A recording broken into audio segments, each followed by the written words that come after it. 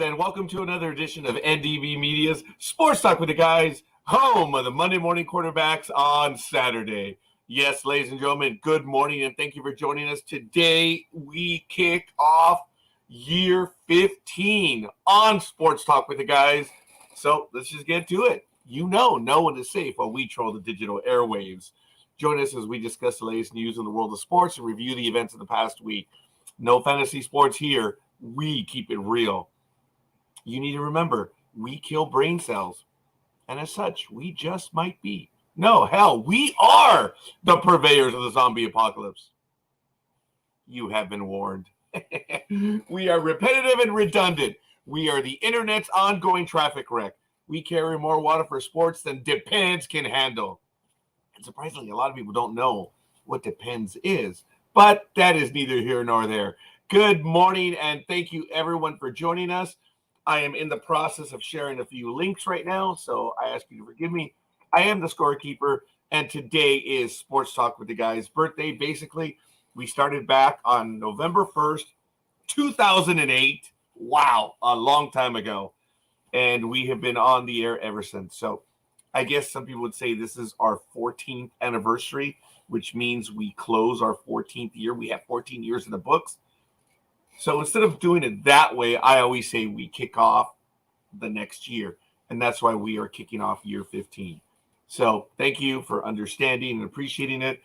Don't forget to check ndbmedia.net, where we have lots of programs. Everything is on the record right there. Our shout out does go to Casey Shapiro, who is producer, co-host, family friend here on the NDB Media Network. She is under the weather, significantly under the weather, and I do hope she is doing much better real soon. I do not know if her program on Sunday night will be on. Casey Shapiro's Walking Dead on our radio network, so I hope to find out soon enough, but we wish her a quick recovery. Rosalind Brinson, also aforementioned, is not, well, she's under the weather as well. So we are hoping that she recovers quickly enough as well. So, folks, thank you for joining us. Everyone in the chat room, thank you. And let's get to it. I'm the Scorekeeper. You know this. What a shock, right? But, hey, he's okay. He's who I am. He's what I am. I don't know why I go through this accent.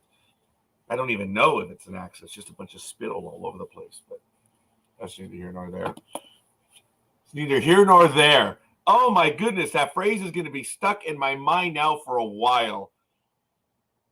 Oh, that one's gonna bum me out for a while. But anyway, it went from hot to cold, just like that. It's 46 degrees right now. It's going to get to a high of 72, overnight low of 51. It is a bit cold. Actually, it's okay right now. It's not too bad, quite frankly. Humidity is 66%. Pressure is 30.08 inches. Visibility is 10 miles, which, again, since the sun is up at 7:14 a.m., I don't know where visibility, I'm going to keep it. But in airplane terms or in air parlance, we have a 10-mile sky. And the last time a phrase was used like that was on an inevitable day back in 2001 in September. So I don't like using the phrase 10-mile sky all that much. The wind is heading a slight southerly slant to the west. So he's going that way and that way at 2 miles per hour, because I am looking west. I love that line in Superman 2 where the reporter is in, I guess, the city's East Houston. And he says, as I look west into East Houston, I thought that was so funny. It's subtle, but I like it. It was funny. I don't know why he said it, but hey, the thieves will remember, right? I am Cable Guy incarnate. But yes, good morning, engineer. Good morning, Mr. J. I'm glad that you're able to join me this early in the morning, and thank you for the shout out this early. Thank you, folks. We do appreciate your likes. It does help us out, much to our shock, because of everyone able to helping us on another part of this media empire. Even I can't stop from laughing. Jedi.tax, as you know, is something I do on the side. has reached status where we can change the name of the YouTube page. That's why we need to get to 100 likes, folks. And we are thrilled. NDB Media on YouTube already has its page. Well, Jedi Tax will now have its own YouTube page. You don't have to find all those like 3 million numbers to get to the YouTube site. And we're hoping the same will happen on Sports Talk with the Guys soon, which is funny. Jedi.tax is only about 2 years old or 3. And Sports Talk with the Guys, as I said today, we are kicking off year 15. I am so looking forward to having the big dog join us. Folks, as I mentioned, I repeated just a moment ago, we kicked off this sports program on November 1st, 2008. Our best program ever. And it was lost to the digital gods. The episode is in the nether regions of some computer, and it's gone forever. Damn. Damn. Sounding like the doctor from Back to the Future. Damn. Where's Marty? Damn. It's almost time. Damn. All right. I'm very high right now, and I don't think I've even had my cup of joe yet, so go figure. But let's get to it. Obviously, the UV index is 0 of 10 at this hour, and the moon phase is a waxing gibbous. Woohoo! Of course, taking a quick look today in history, back in 1886, the British Open men's golf, Musselburgh links. David Brown beats fellow Scot Willie Campbell by 2 strokes. Hey, he's there.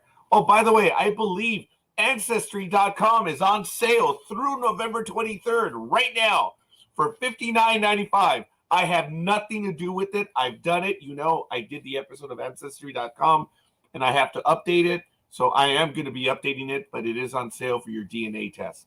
So back in 1940, Walter Johnson won 416 games for the Washington Senators, but he loses the Maryland congressional race. Aw, what a bummer.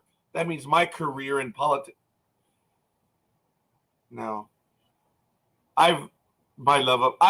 Folks, I'm volunteering today, tomorrow, Monday, and Tuesday.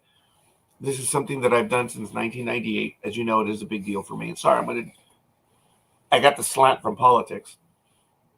Folks, it's not what you believe. It's what you do. And I believe in this great experiment, the flawed experiment that it is. It is a work in progress. And I am an activist in every which way. And I have been doing this since 1998. I am a poll worker, as I accidentally wrote 2 years ago, POLE, on Facebook, and I have never been forgiven of such, but I am a POLL poll worker. Look, if I'm a poll worker in the sense of the word that most men are thinking, this great experiment is over. But that's neither here nor there. It does mean a great deal to me. I do feel that I am able to contribute, but what really excites me about it, folks, is that I get to meet so many people that also believe it. And I guess this is my political rant for a moment. The rant is, I hear people saying so many things about there being fraud and dirty things. And as we've learned, 60% of the people that cry fraud don't even vote themselves, and they're eligible to. And the other thing is, they've never challenged a voter. They've never gone to a roll. They've never checked the voter rolls. They've never actually observed a polling station, much less even volunteered. That's my challenge to everyone, and I'm going to leave it at that. You know how I feel. I am an activist. I suffer from activism. Today, in a closer look in history, which is really cool, back in 1994 on this day, George Foreman becomes the oldest heavyweight champ. He's got nothing. Man, I'd be the oldest heavyweight right now. But that's neither here nor there. At age 45, he becomes boxing's oldest heavyweight champion when he defeats 26-year-old Michael Moorer in the 10th round of their WBA fight in Las Vegas. More than 12,000 spectators at the MGM Grand Hotel watched Foreman dethrone Moorer, who went into the fight with a 35-0 record. Foreman dedicated his upset win to, quote, all my buddies in the nursing home and all the guys in jail. I forgot that quote. Yes, I did. Oh, all right, engineer, I got it. Thank you. Folks, I'm going to be leaving at about 8:10 myself. I believe the big dog, hopefully the Almighty will be able to carry it on. I know the big dog's probably going to finish at about 8:45, and Almighty will have to continue, and hopefully my other cohorts will as well. But nevertheless, we are on our way right now. We will be doing the NFL picks promptly at 7 for that reason. So we're going to be doing it. But congratulations, George Foreman, back in 1994. Let's say 1945 for some reason. Did anyone see the joke I posted recently about my spine? It was about a week back.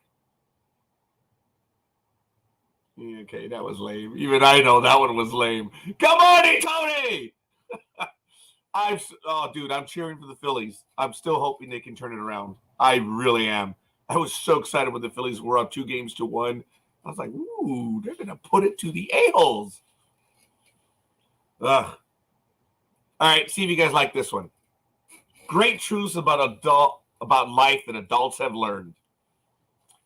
Raising teenagers is like nailing Jell-O to a tree. Yeah, but I was lucky.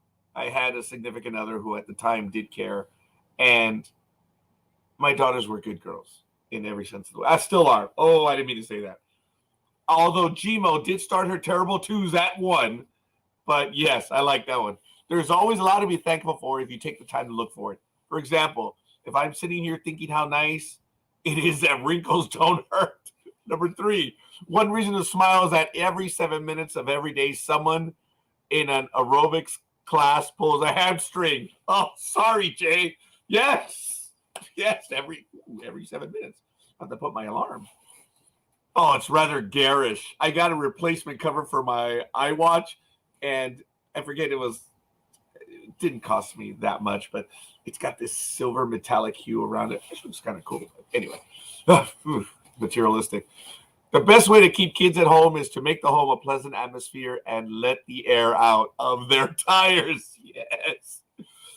Number 5, car sickness is the feeling you get when the monthly car payment is due. Yes.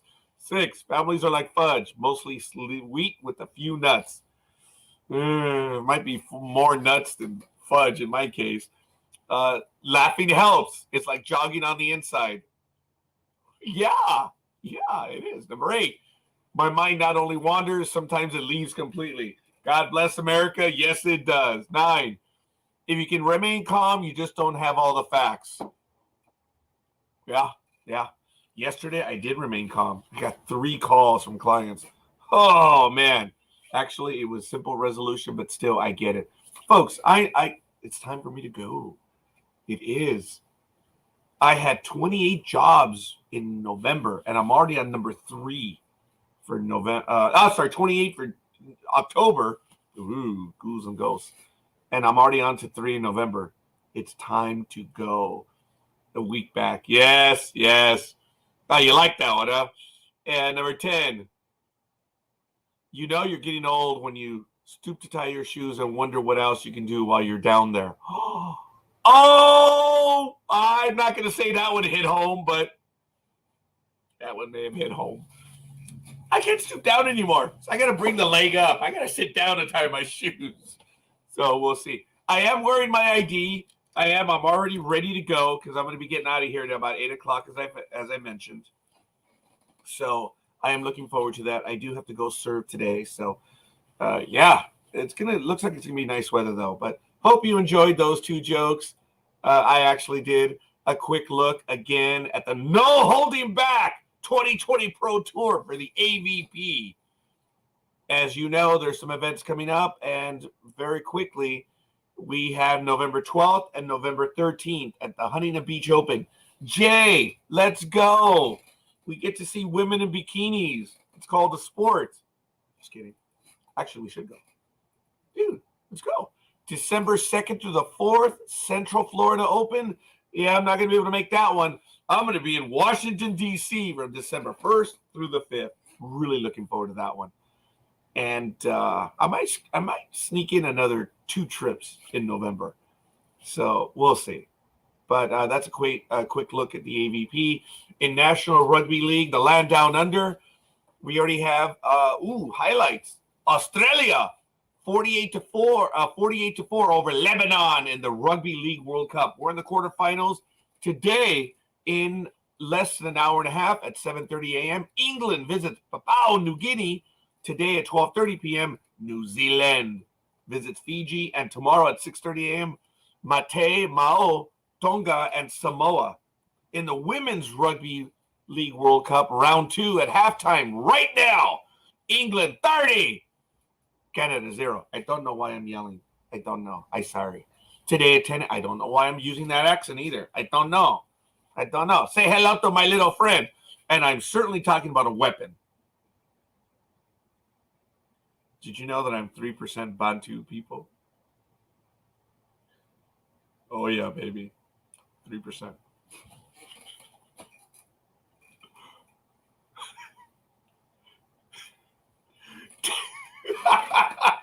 Take it however you want. I did the DNA test. Today, 10 a.m., Papua New Guinea and Brazil.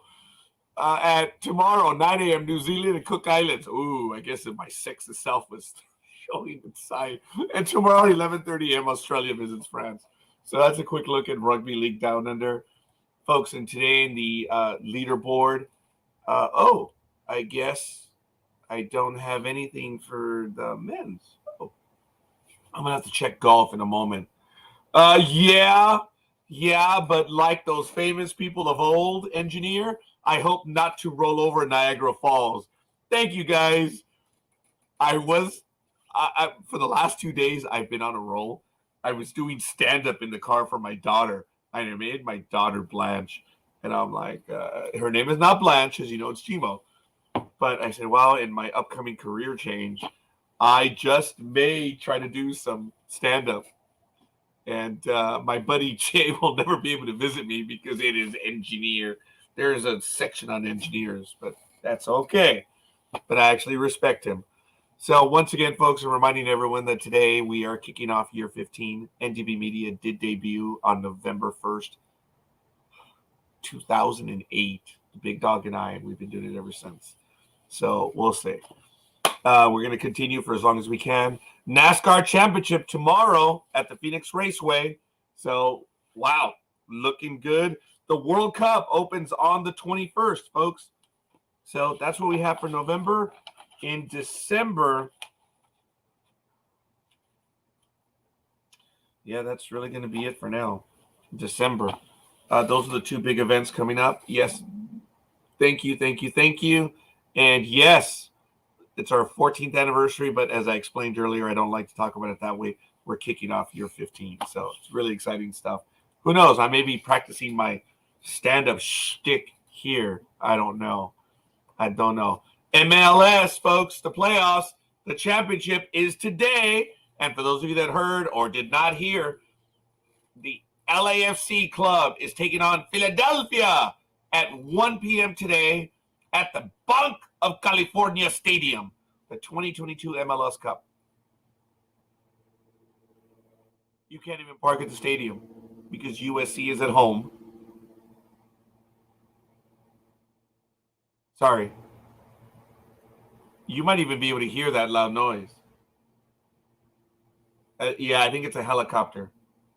It doesn't sound familiar, but it sounds like it's a medical aid situation. But I'm in the flight path. Over at Central Yard, when I worked for my department over right by General Hospital, I was in the flight path. And I would look out the windows. I had beautiful view, and I would see the helicopters coming in for a landing. It was crazy.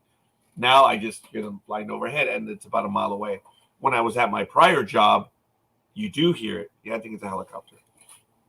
Thank you. Otherwise, I'm not. It's good when I don't hear the voices. But it looks like you cannot park at the stadium because USC, back on task. USC is taking up the parking for their football game, college football game. So you have to park around. So it's going to be a nightmare. So I'm going to be actually in the area. Folks, I am serving as a poll worker in Los Angeles. So if you want to come over and visit, I am going to be all weekend, Monday, Saturday, Sunday, Monday, and Tuesday. I'm going to go to my calendar. Give me a moment. I got to get there. Come on, Google. Let me see. Forgive me a moment. I think this is going to be the only time I announce the actual location. So I trust these people. Let's go, Union. Let's go. Let's go. Oh, right. That's the soccer team. My poll worker assignment today, I will be from 9 a.m. to 8 p.m. It's at 22050 East 114th Street in Los Angeles. And it's at a community center, if I'm not mistaken. So, yeah. Yeah, it is. It's a community center.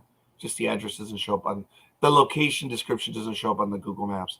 It does show in my calendar. Oh, here it is.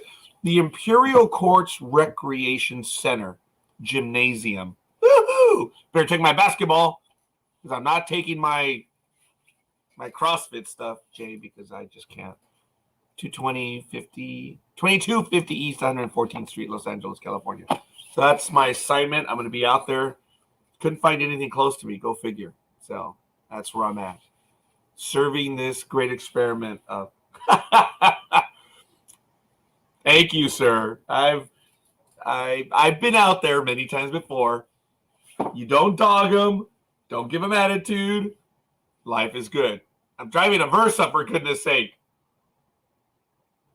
I'm not taking my Maxima. Probably should. Vroom! Get out fast. I'm not gonna brag that I know the neighborhood, but just don't dog anyone. Don't disrespect. I get it. It's not that difficult. And then of course people are like, yeah, but look at your situation where you're at, your present employer. Yeah, well, that's different. That's an intellectual argument. That's neither here nor there. In NASCAR, as I mentioned, the championship is tomorrow. Yes, thank you, Jay. Yep. Yeah, 100%, man. Just got to be smart about it. Got to be respectful. That's it. They don't really demand much, but, hey, luck of the draw. I'm still going to do it. So I apologize. I was doing NASCAR real quick, and I'm not doing NASCAR per se, but I'm reporting on NASCAR. So if you want to think that I'm doing NASCAR, that is some crazy highfalutin way of thinking out there. So congratulations to them. I'm going to see the standings right now for the final race. And it's the top four, folks. Joey Logano, my boy, he has ranked number 1. He has he has 6 stage wins. Christopher Bell, he's number 2. He has 4 stage wins. Ross Chastain in the number 1 car is in number 3 rank. And Chase Elliott, what a name, Chase. Have you? Oh, yeah, that's cool, Jay. I appreciate that. Well, that's where I'm going to be. Saturday, Sunday, Monday, Tuesday. So all kidding aside, if anyone wants to meet me for lunch, just kidding. No, if you guys want to stop by, that's where I'm going to be at serving. That's where I'm at. Chase Elliott has 6 stage wins as well, as does Ross, as does Joey, and Christopher only has 4, but Chase Elliott is in 4. So the number of points, Christopher Bell has 18, Joey has 22, Ross has 21, and Chase has 46. So those are the playoff standings. A quick look at NASCAR, Formula One. I don't believe they have a race this weekend. They do not. So their next race in Formula One, forgive me, I know we had United States 21-23. Who's after United States? Forgive me. It's not the last one. Oh, we're having the November Pro Championship event on eSports. Brazil is next weekend on November 11th through the 13th. And that one might... Oh, no. Then we have Dubai or Abu Dhabi, 18th to the 20th. And think about that. It ends on the 20th, and the World Cup begins the next day, just up that little gulf there. And then December 14th through the 16th, you have the Pro Championship event, eSports. Good stuff. I like it. We're not going to look at Formula 2 and Formula 3 just because we're not. The Auto Club Finals. Oh, man. They're next week in Pomona, California, folks. NHRA, 5 days, 3 hours, 4 minutes, and 47 seconds. Mark. So you can do your clocks and stuff. So for those of you that are into that stuff. NHRA, man. I've got to go to that event. In NHL, yesterday, November 4th, Colorado 6-3 over the Blue Jackets.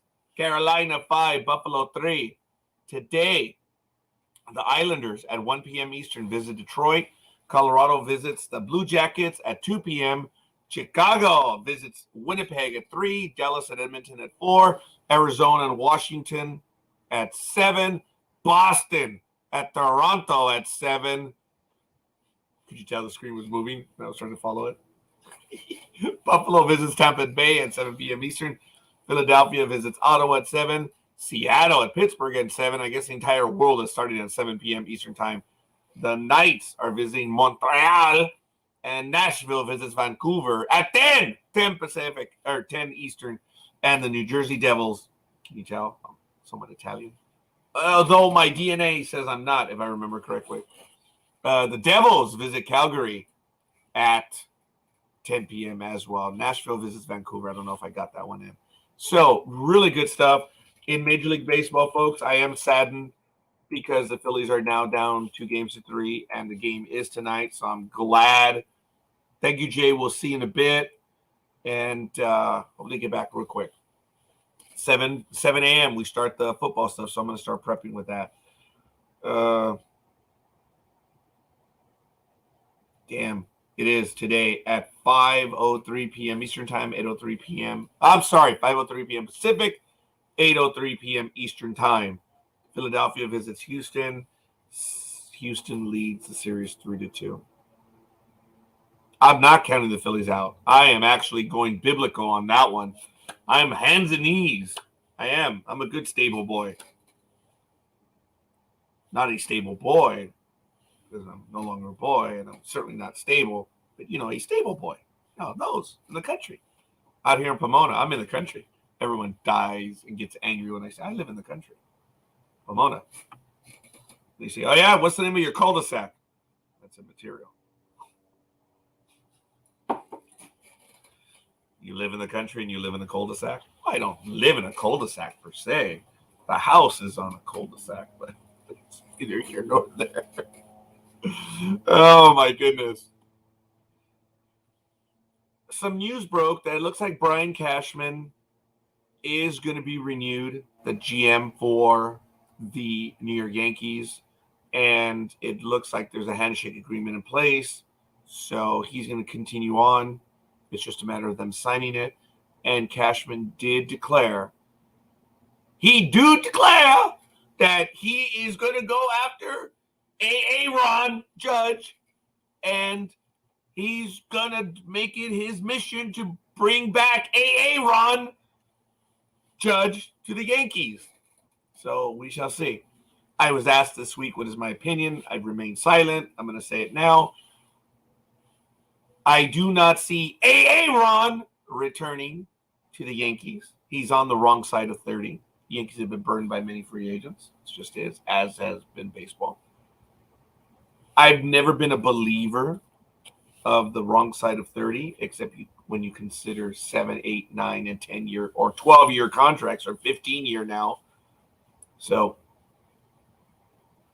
I believe that you could sign veterans for 2-3-year deals well into their 30s, and they have performed. But when you're looking at a 7 to 10 to 12, even a 15-year deal on the wrong side of 30, that number is significant. It does come to bite you. But there's this guy who's a Yankee fan, and he has a blog, and it's the captain's blog. I don't agree with him often, and that's a good thing. But I do read his blogs. He's smarter than I am when it comes to baseball. Clearly. I don't believe he's an executive or an intern or anything in the sport, but he is. He's smart, and I readily admit it. And he's made the argument for the rest of us to understand why teams will still sign these players to a long-term contract. And if I may have just a minute of your time to maybe go through this real quick. His logic is, well, at least I believe it to be sound. There is truth in his logic, which I might be stuttered, truth, logic. when you look at what a free agent signing of an AA Ron Judge would be, or you look at the Phillies star player, the guy that we like making fun of just because. And it wasn't that we disliked the player. Come on, Tony, you've seen. You know that we give it up for him when he's doing very well too. But it's what everyone else says about him, and that's why we made him, the Adam Dunn watch. That's where it all started, the Adam Dunn watch. And we were looking for someone, and he made an easy target because of what everyone else was saying. But be that as it may, when you look at what he does to a fan base and what it has the potential to do for a team, there's value to these long-term deals, even if the player underperforms in the latter part of the years. When you look at what Albert Pujols did for the Angels, ticket prices went up, attendance went up, the team made money. And when you think about how they say that contracts are back end or loaded on the end for the players, that's because up front the teams are actually making the money. And the numbers that the captain on the captain's blog says, it's very clear of the numbers that we have available to us. These long-term deals benefit the team, even if it's a losing deal at the end where the player's no longer performing and such. The team will get its money back long before this contract is over. So now there is a caveat that the team in a larger city will do much better than a smaller team. And that's why we have very few teams on the lower end that are investing. But even then, that's changing. So the blog entry was, it's not dated per se, but the numbers need to be revised, I suppose, or some of the thinking needs to be revised. But that's neither here nor there. I'm going to find that blog and I'm going to post it while we're doing the program. But we are about 30 minutes from doing our NFL picks, so I'm going to get to them right now. Again, I am disappointed that the Yankees are not in the playoffs. I'm still showing my colors. Folks, I'm a Yankee fan through and through. I wear my jersey. When the Yankees were eliminated, I still went to Applebee's right there in Monte Vista, Montclair.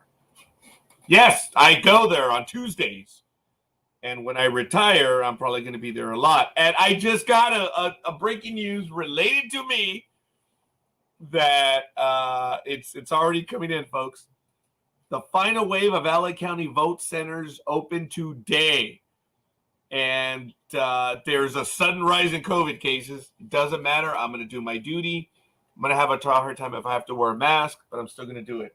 But it is news in Los Angeles. Our vote centers are opening. And really jazzed about that. So, really excited. Let me see if I can pull the email for the program for my sports notes. And while I do that, I'm going to be able to welcome the man, the one who is, and who accepted my 2 months of harassment when I asked him to do a sports program. I started in September. I think it was actually in October when I started to harass him and say, hey, Big Dog, I want to do a sports program. And Big Dog will be able to tell his story in a moment. But I asked him, I delivered my pitch, and the Big Dog did remain quiet. There was no sigh. There was no nothing. I don't know. He had never done anything like this. Hell, I had never done anything like this. And it took several weeks of cajoling, of having a conversation with the Big Dog. And folks, this is not a prequel story. We know how the story ends. So I don't know if the Big Dog would want to add to that. That was a super short story. I did mention it earlier. Today, we are kicking off year 15. I mentioned, Big Dog, that our greatest episode is gone to the digital gods on November 1st, 2008. Go ahead, Big Dog. There it is. There it is. Sheldon forgot to hit the record button, so Damn me. Damn me. There's a little more to that, but Big Dawg and I prepped about 10 hours each to come ready to play, and we came to play, and we haven't stopped ever since. Big Dawg, holy shit. No kidding. 15 years. And we both look exactly the same as when we did 15 years ago. Well, there's a story in and of itself, Big Dawg. And when I look back just very quickly on the 2008, it just dawned on me right now, Big Dawg, that I met my compatriot here, the Big Dawg. I met him in May of 2008. Oh, no, 1988. Sorry. Yeah, I was about to say. I'm getting old. 1988, I was working at Thrifty's. Tax season had ended. And if I remember correctly, my father had not recovered from his stroke at the time. And I remember going to my manager, Mr. Greblo. I said, Mr. Greblo, do we have any openings? He said, why? I said, well, my mother is interested in looking for a job. And I'd already been there 6 months. And he figured, well, shit, usually the parents are better than the kids. So in his mind, he was like, have your mother show up for an interview tomorrow. Little did I know, she already had the job. He had a position open for her. I didn't realize that at the time, Thrifty's had not established a position, which was the DMC, which was the data maintenance coordinator. And it was starting that summer. And timing is everything. And my mother didn't know anything about computers, but she was a quick learner. And he spoke to her. She tried out the computer. She was a flawless student. But I didn't realize she had the job without me even trying. And then I got kicked out of my store because my mother was now working there. And you really couldn't have relatives in the position. You could have relatives in the same store. But if you have a supervisor and another, you can't. So in essence, my mother was going to be a price changer and stuff. And there was a certain bit of supervision when it came to security protocols. So I had to go. And I left. And they sent me to 134. No, wait. Yeah, 134, yeah, right? 134. And that was Monterey Park.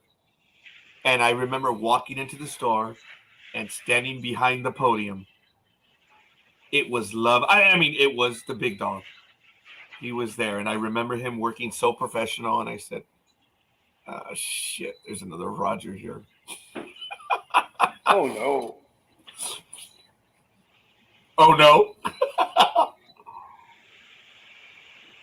Big Dawg and I competed in a good way. In a good way. And when I say competed, we would exchange ideas on how to better serve our customers. We were competitive in that we loved our jobs.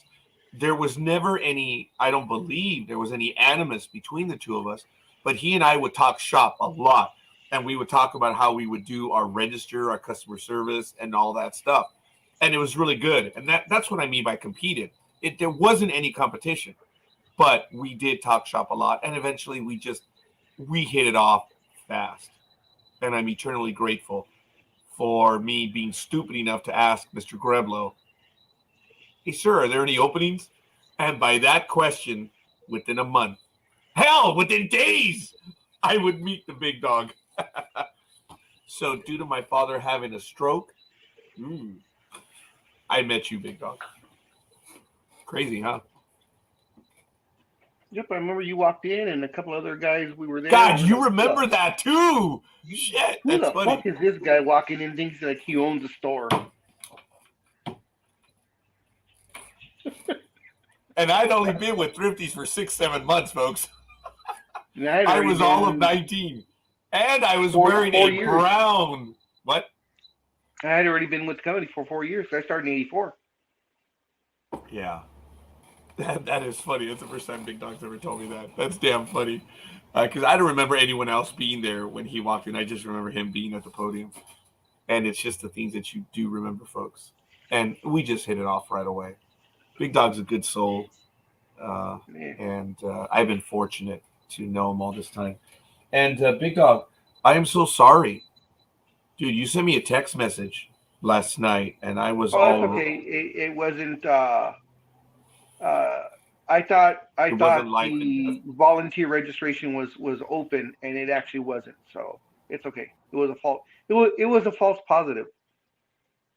Oh, you like that one, huh? A false positive, but the other one was a Or false false negative. negative. Excuse me. Yeah. That's funny. That is funny. Big Dog, I was already asleep by then. I didn't realize. I'm sorry. I was It was like tired. 8:45. Dude, I was out. I was out. Yeah. Well,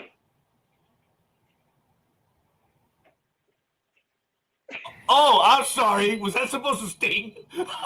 no. Yeah.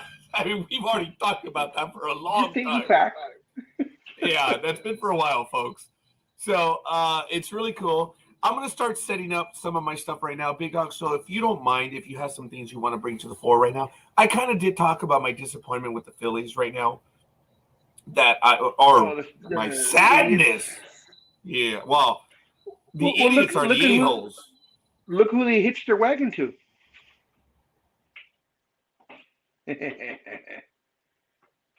The almighty 13-year. Oh, Tony, beg your forgiveness.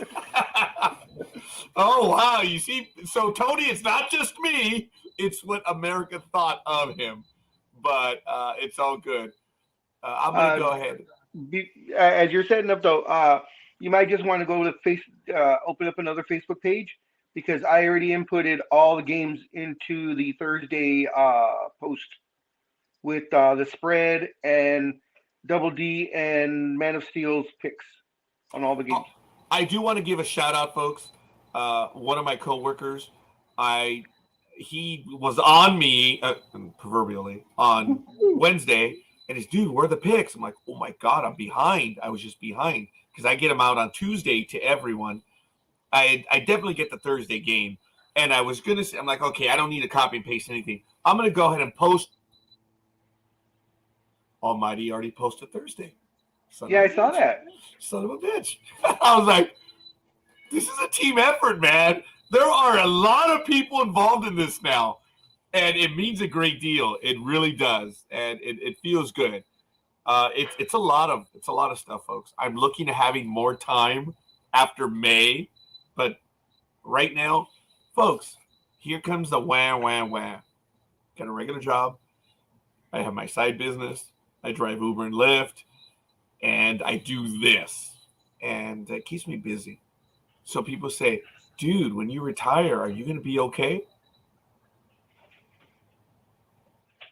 I don't know, Big Dog. Do you think I'm going to die of boredom? I think you will. You're gonna hate going in. You're gonna love it for the first couple of months, not having to go in every single day, and then after that, you're gonna be bored as hell. Really? Yes. As much as I like to travel and get out and do things, dude, I'm a lazy Mexican. And come on. You really think I'm going to be bored? Now, that's an oxymoron, by the way. I know. It was. That was dirty. That was messed up. Unless you're a comedian, then it's okay, I guess. Oh, my God, dude. Jimo was dying. She was, dude, are you going to do stand-up? So, I don't know. I might try my hand at stand-up. If I can get past my fear of being in front of an audience, which is not that much of a stretch for me, I might try stand-up within the next 2 years.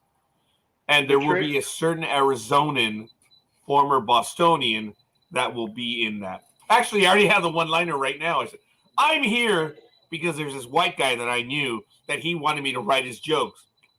Fuck you. You're from Boston. You have enough material over there.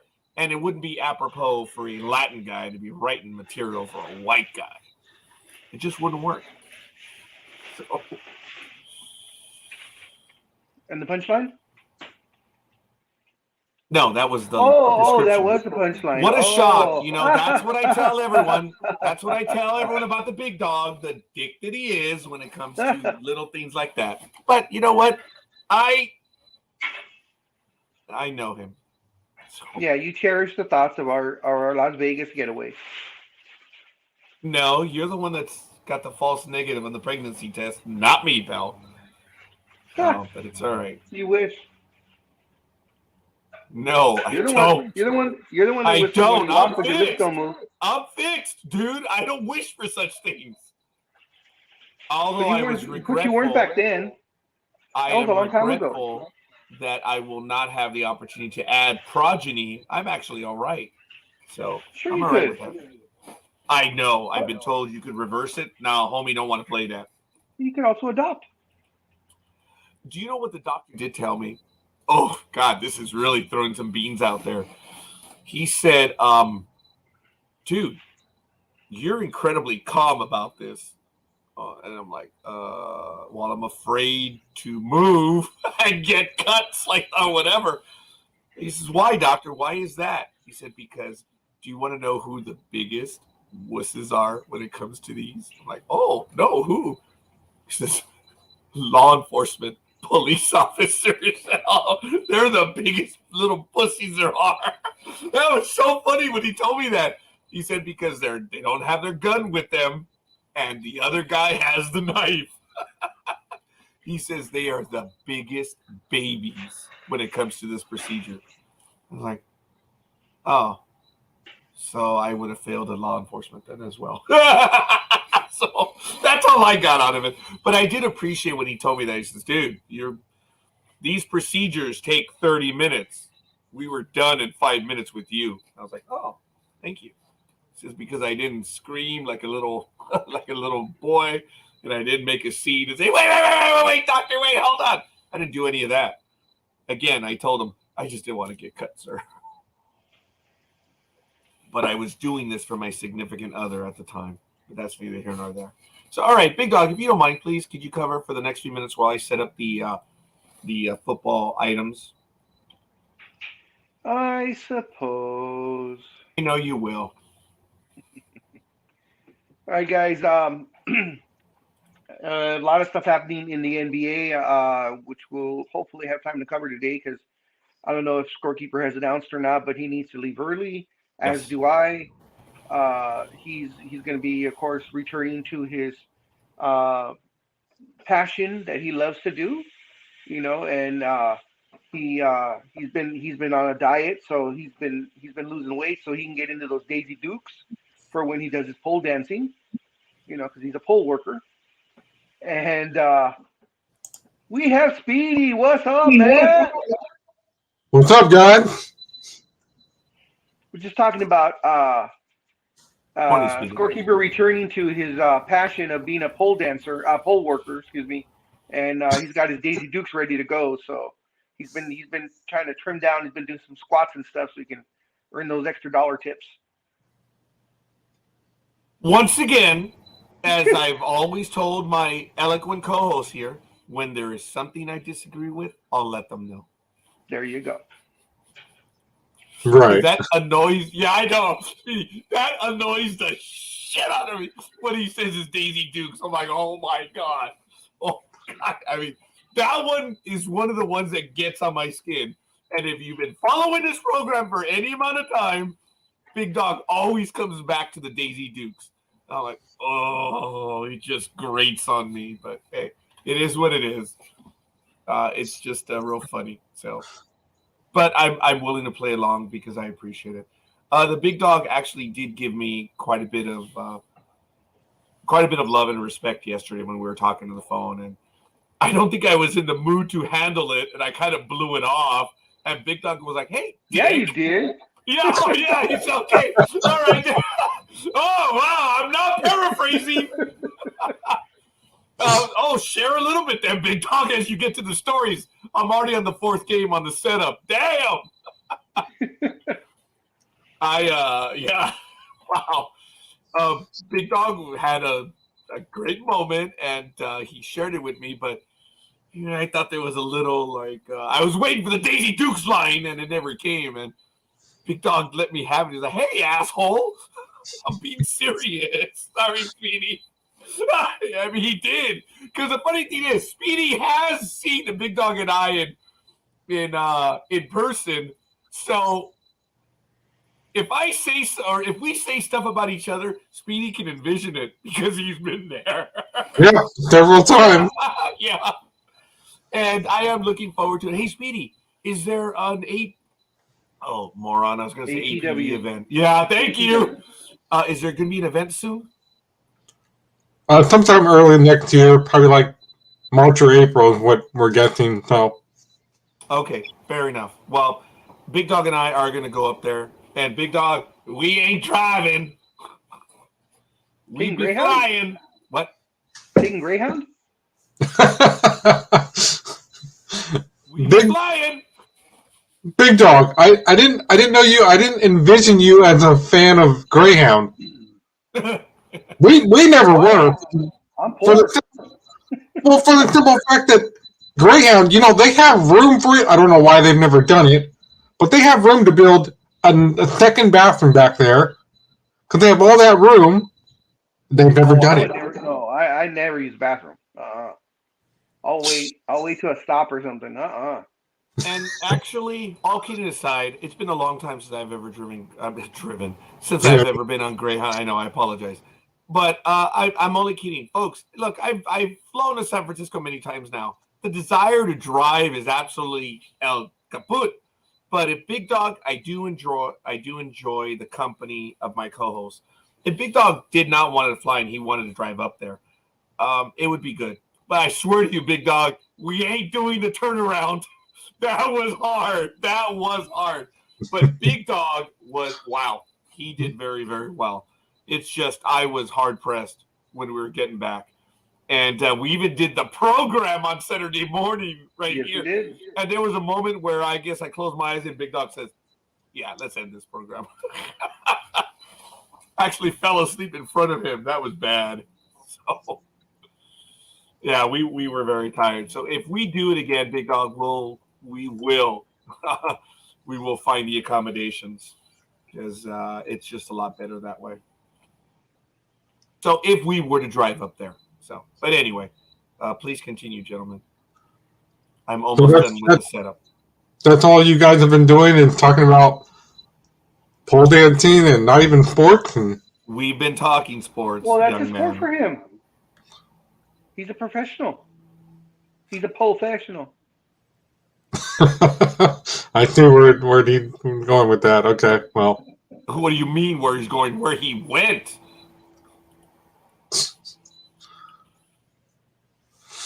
He has to shave his legs though, because when he goes down the pole upside down, the hair makes him slide faster, so he has to shave for that. But other than that, he's cool.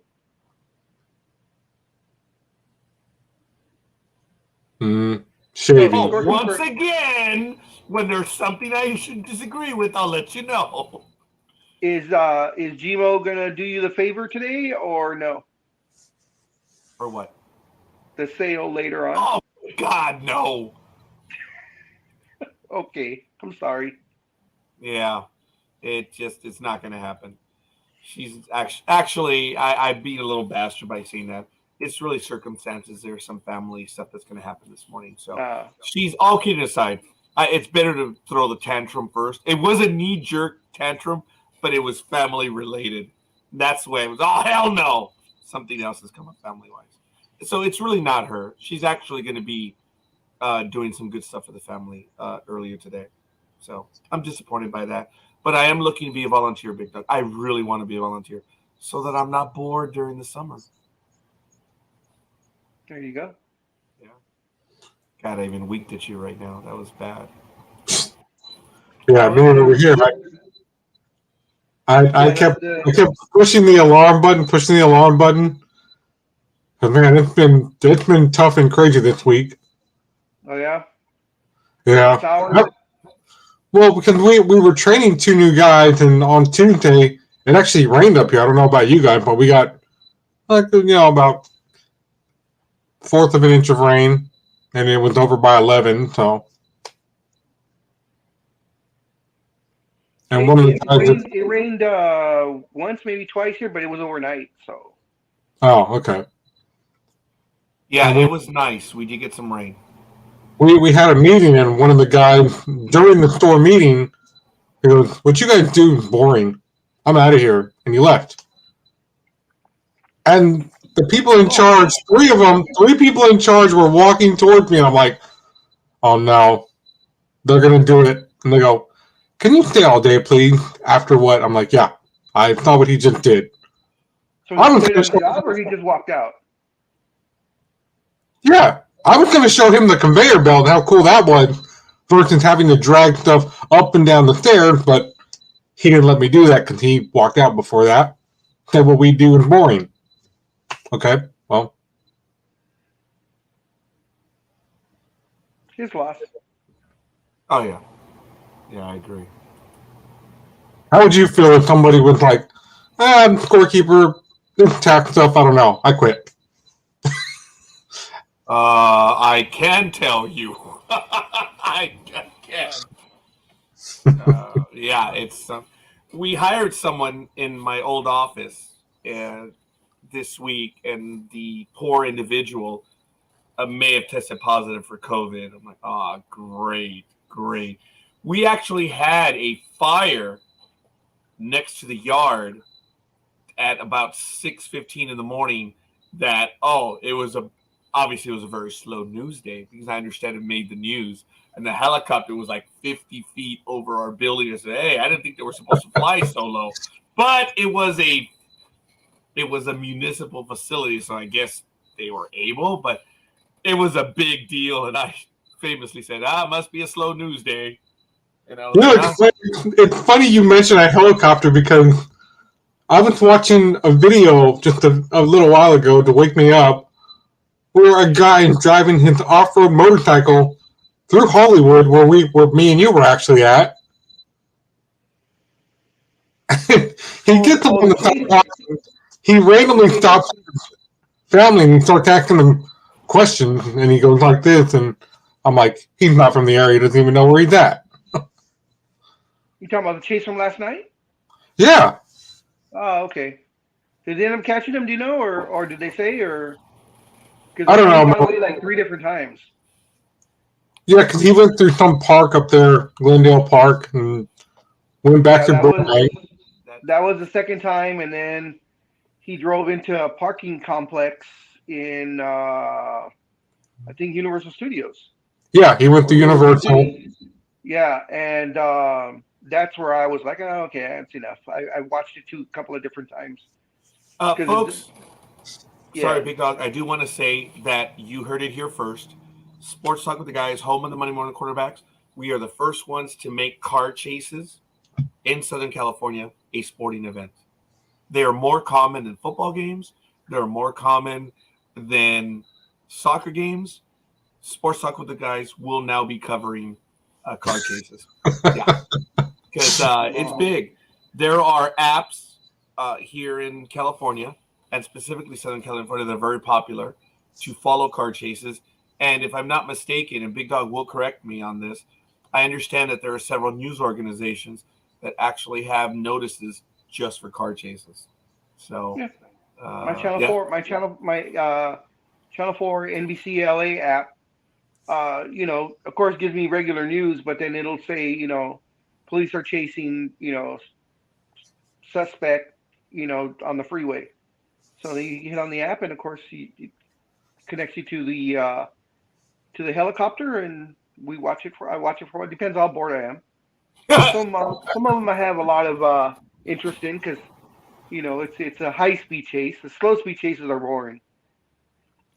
But this motorcycle guy was out of control. It was a suspected stolen motorcycle, but the guy was driving on the wrong side of the freeway with his lights out, and this was about maybe 10:30 or so at night.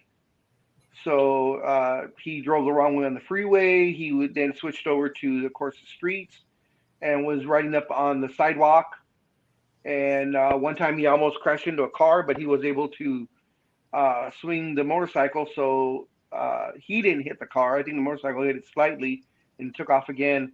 And to get away when the cops were close, he would cut into, a park and drive through the park, or just make a quick U-turn and back into a parking lot and shoot the other way. But the guy was driving about 80, 90 miles an hour on the streets, busy streets, because he was around the Hollywood, LA area. Well, not only that, he was driving and going like this. I'm like, and the new helicopter pilot goes, "Hey, he's on his phone down there while he's doing all this." I'm like, "Oh yeah." Oh. And they said at one point he did fall off his bike, and I was like, "Oh, I wish I would have seen that." But they covered it too late. What made the chase longer is they had the police had discontinued the chase itself, and I'm not even sure if the airship was following, but the news crew was, and he pulled into a Shell station, and he actually refilled his gas tank, because he was there for a good almost 5 minutes, and nobody showed up, and then he took off again. Well, they lost him. They lost him in that area because he met up with like 10 other bikers, and at first the bikers were like, "Yeah, all right, let's do the same thing. Let's all do wheelies." I'm like, well, even though they weren't technically with him, there was no violation for doing wheelies. So I'm sure the police will be after them too. But they were like, well, once the helicopter from the police light came on, they're like, "Are you being followed? We're gonna get away from you, dude. We don't know you like that." And they left him. Yeah. All right, well, folks, I do apologize. Big Dog and I are both short on time. Speedy, I know you don't know this, but I'm basically going to have to leave by 8:15. And Big Dog is going to go by 8:45, if not sooner. I don't know if there's a change. He might have to leave sooner. So, Speedy, I'm going to ask if you care, please take over the program once we have to go. You know how to control it and end it. And that's what we're going to do. But, folks, I am short on time. We're going to get going. I'm sorry I cut you guys off, but we are going to get, because this is a big deal of what we do. So, folks, I ask you to bear with me. I'm going to go straight to the share screen, and boom, we're going to get it going right now, folks. Big Dog, thank you for already doing this. I'm sorry that I didn't set it up in advance, but there's already quite a bit of stuff going on right now. So, folks, that's what we have right now. I'm sorry that I'm not able to change the resolution on this. I know there's a way to do it, but Scorekeeper's too damn old and too damn stupid to change the resolution. So I'll figure it out once I retire. But that is not today. So let's get to it, folks. We're going to get to the first game, which is right now. Los Angeles Chargers. And welcome to Week 9. Jade, thank you for returning and joining us. And here we go. NFL Week 9, folks. We already have the Thursday game in the books, and we'll get to that. I'm going to ask my co-host to get to that at the very end. We're going to do the first Sunday game. Los Angeles Chargers, 4-3, visiting the 4-4 Atlanta Falcons. It's at Mercedes-Benz Stadium. And, wow, I don't have any information on that one. Is the NFL website down right now? Did you read? Yeah, there you go. Refresh. And I refreshed. There's no information. Okay, well, that's going to make it easy for right now, folks. Am I on the correct week? Yeah, I am. So something is wrong with the NFL website right now. It's very easy. It's done. Last time these two teams met, the Chargers, 20-17 over the Falcons on December 12th, 2020. Big Dog already has the line on there, which has the Chargers at -3. And we already have Man of Steel and Double D taking the Chargers. What's it going to be? And there it is. Jay is taking the Falcons. That's easy enough. Scorekeeper is going to take the Chargers.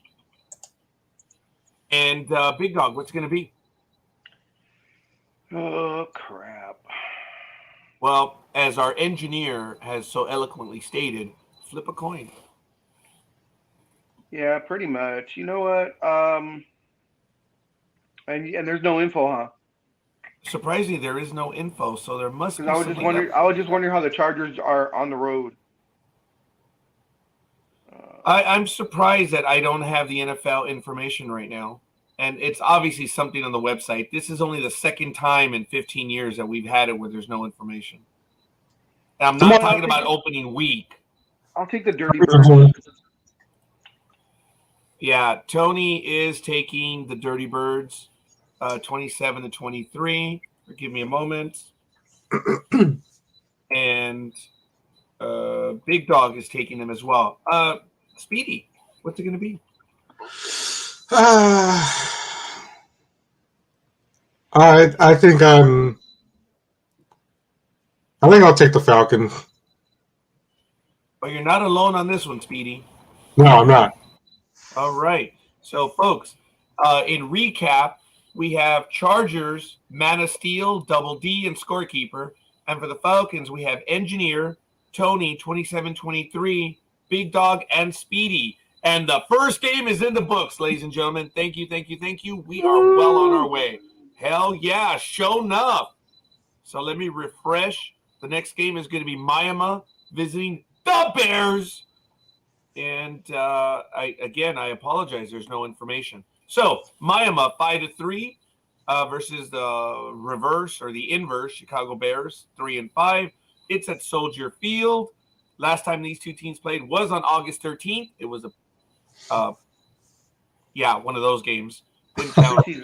Preseason. Thank you. Bears 20, Miami 13 at Chicago. And already we have Man of Steel taking the Dolphins and Double D's taking the Bears. So, Speedy, who's it going to be? Well, with the way the Bears haven't been able to get it done the last few weeks, and so sorry, Chicago friends, I'm sorry, but I have to go with the Dolphins this week. Unless something happens, then I'll be like, hey, Bears are winning again.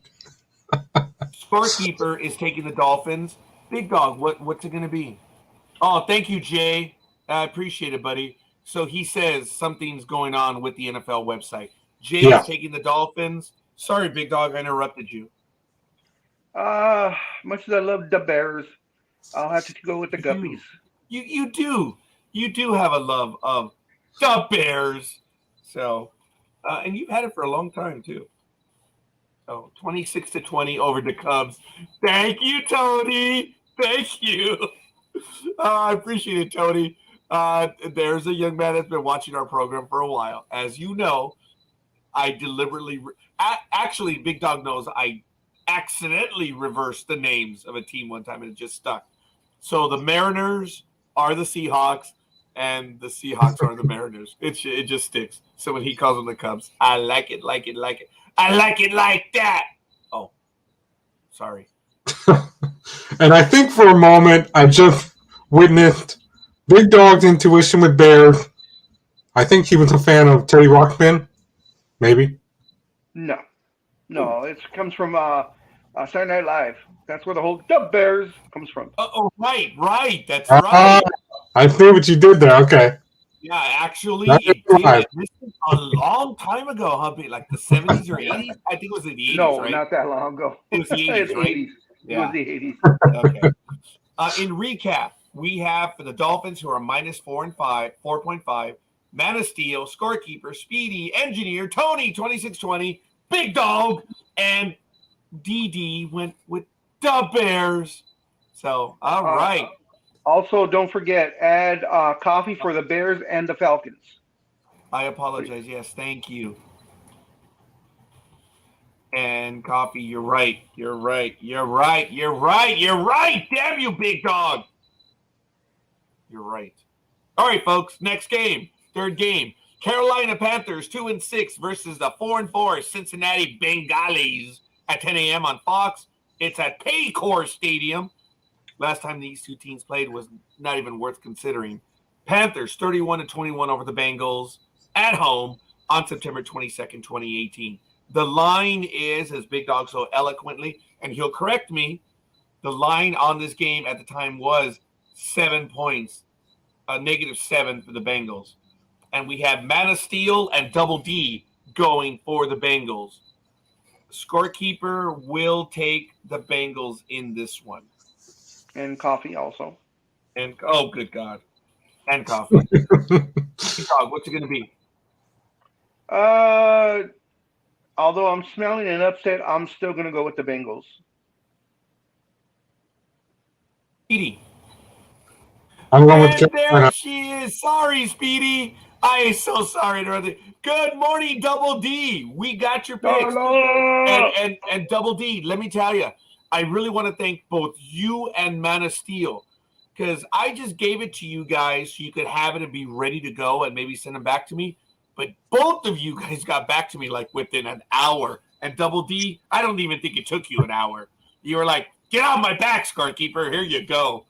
I was like, whoa. And then I sent them to the big dog. So I thank you, Double D. I do appreciate that. Tony's going for the bungholes. Speedy, what is it going to be? I'm going with Carolina. What a surprise, Speedy. Going with the upset. All right. Okay, Speedy's taking them. Big Dog's going with the Bengals. Tony is going with the bungholes, 27-26. Wow. And Engineer says Panthers on a roll, but Bengals need to redeem themselves. Okay, so Double D says a second. Are you bragging, Double D? It just took a second to get the response.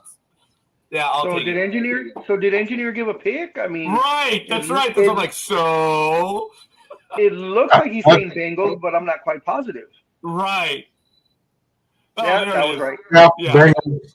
We figured it out. TJ, we're catching on to you. Yeah, Double D, I appreciate that. Folks, we're having a lot of fun. And before we even say it, because we are short on time, or before we forget to, folks, I appreciate the notes and thoughts that all of you send me, but it means the same for us too. We enjoy being here and spending Saturdays with you guys. It is so much damn fun, folks. It is. It means a lot to us what you share with us, but understand it's ditto with us too. So it's fun having everyone join us, man. It's a lot of fun. So thank you. What's that? Let's go, Speedy. What? Breaking news from ACC says the starting quarterback won't play tonight for college football. Yeah. Okay. Wow, my life has been altered irrevocably. All right. Well, in recap, Speedy. Now, all kidding aside, I appreciate that, Speedy, and I thank you for that. Because, folks, we appreciate when you guys give us the scores events that are going on as well. So, in recap, Panthers, Speedy, for the Bengals, it's Man of Steel, Double D, Scorekeeper, Coffee, Big Dog, Tony, 27-26, and Engineer. So, thank you for that. We're going on to the next game, which is going to be the Green Bay Packers, 3-5. Yeah. What a shock. Versus the Detroit 1-6 Lions is not a shock. 10 a.m. on Fox. It's on Ford Field. Last time they played, less than a year ago, on January 8th, 2022, the Lions edged the Packers 37-30. Big Dog did inform us at the time that the line is Packers minus 3.5. Oh, God, indeed, Jay. Oh, God, indeed. So, Double D is going for the Packers. Man of Steel is going for the Lions. Wow. Big Dog, this is your team. One of my teams. I'm gonna go with the Packers once again, but this is essentially a do or die game for them. If they do not win this game, they're not going to the playoffs, and they're pretty much going to have to run the gauntlet from here on in, with 5 losses. So they better get their shit together and get it together quick. It's not unheard of, folks, that at 3-5, teams have made the playoffs, but we'll see. Engineer, I believe you're taking the Cheeseheads. Speedy, yep. What's it going to be?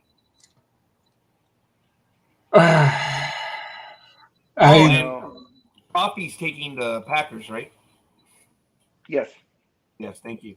Tony says Cheeseheads 27 over the Lie Downs 23.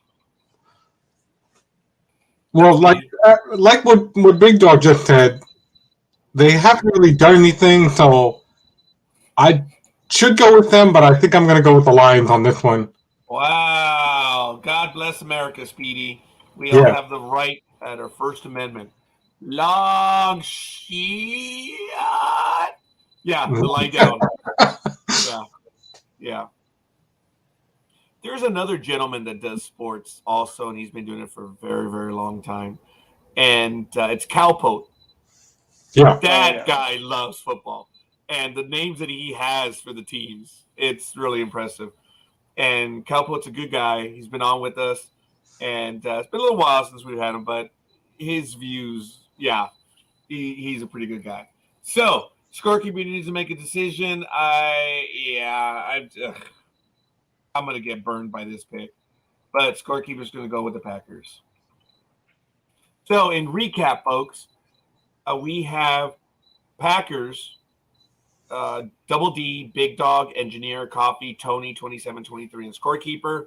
For the Lions, we have Man of Steel and Speedy. Wow. Wow. Are you okay, Speedy? I mean, is that going to be your decision in life?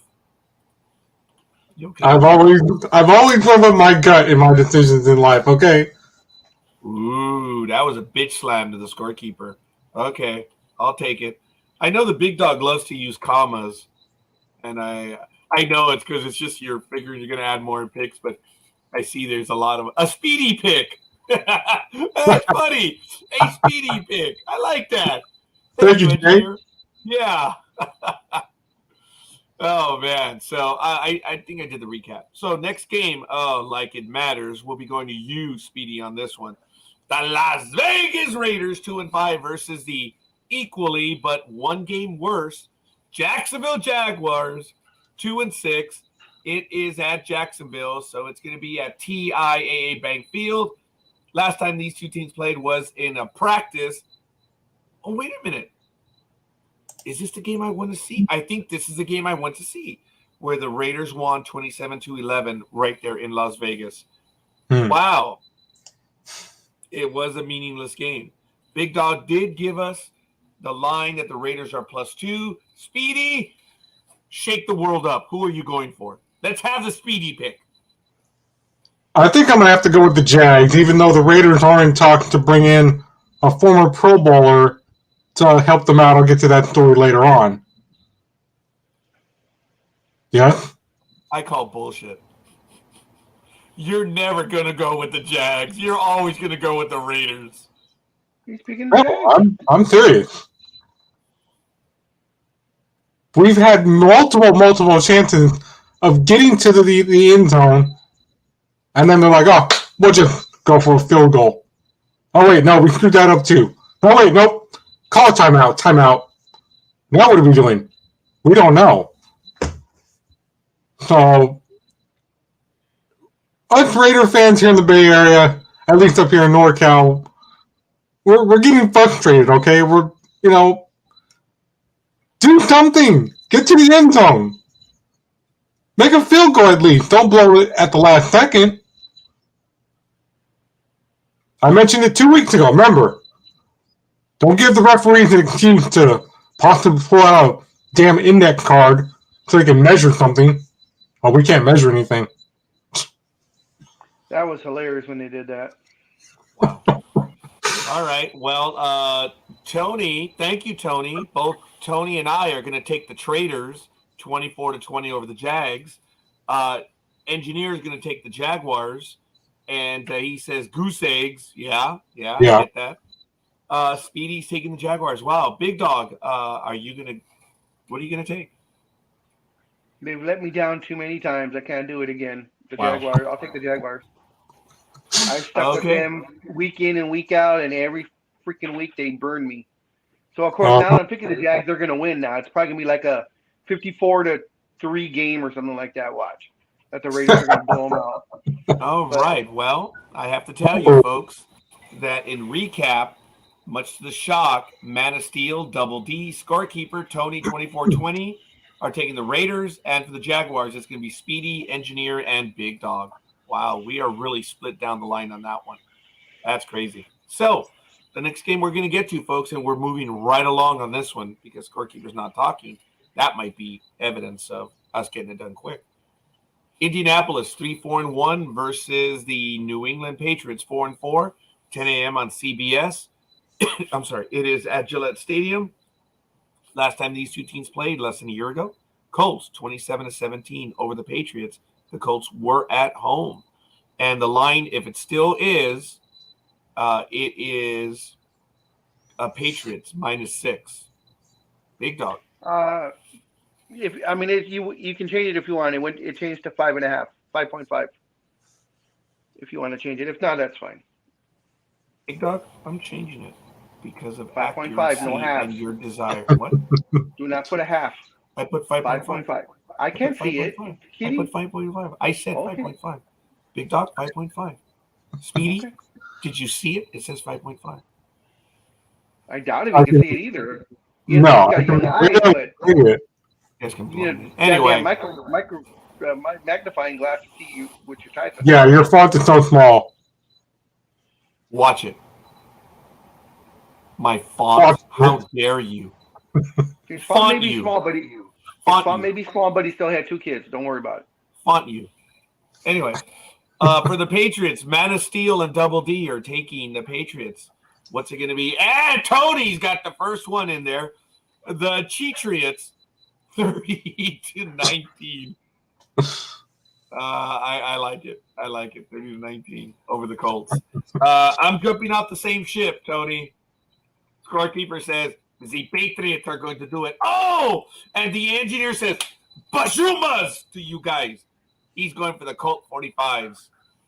I don't know if they're going to lose by 45 or Jay says they're going to win by 45, but he said Bashumas. I'm going for them. Big Dog, what's it going to be? Well, of course, Coffee's going with the Patriots, and so am I. That's right. Oh, and Coffee's also going for the Jaguars. Oops. And he's also going for the Pack. Okay, yeah. He's going for the Patriots and his Big Dog. Speedy, what's it going to be?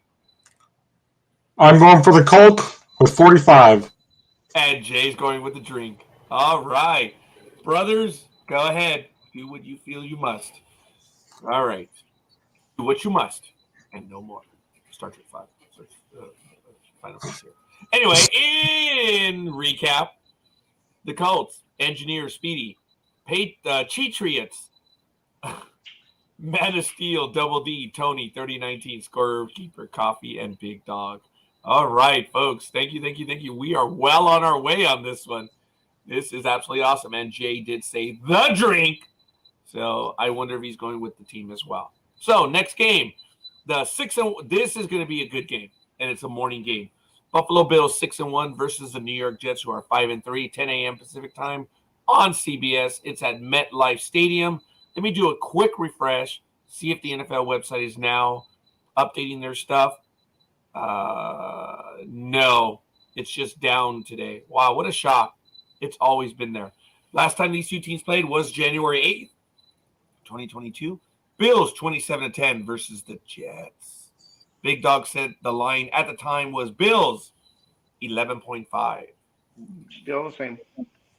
Thank you. And Engineer says, great game. I agree. And Engineer says, I think the Bills. As you know, Jay doesn't speak that way.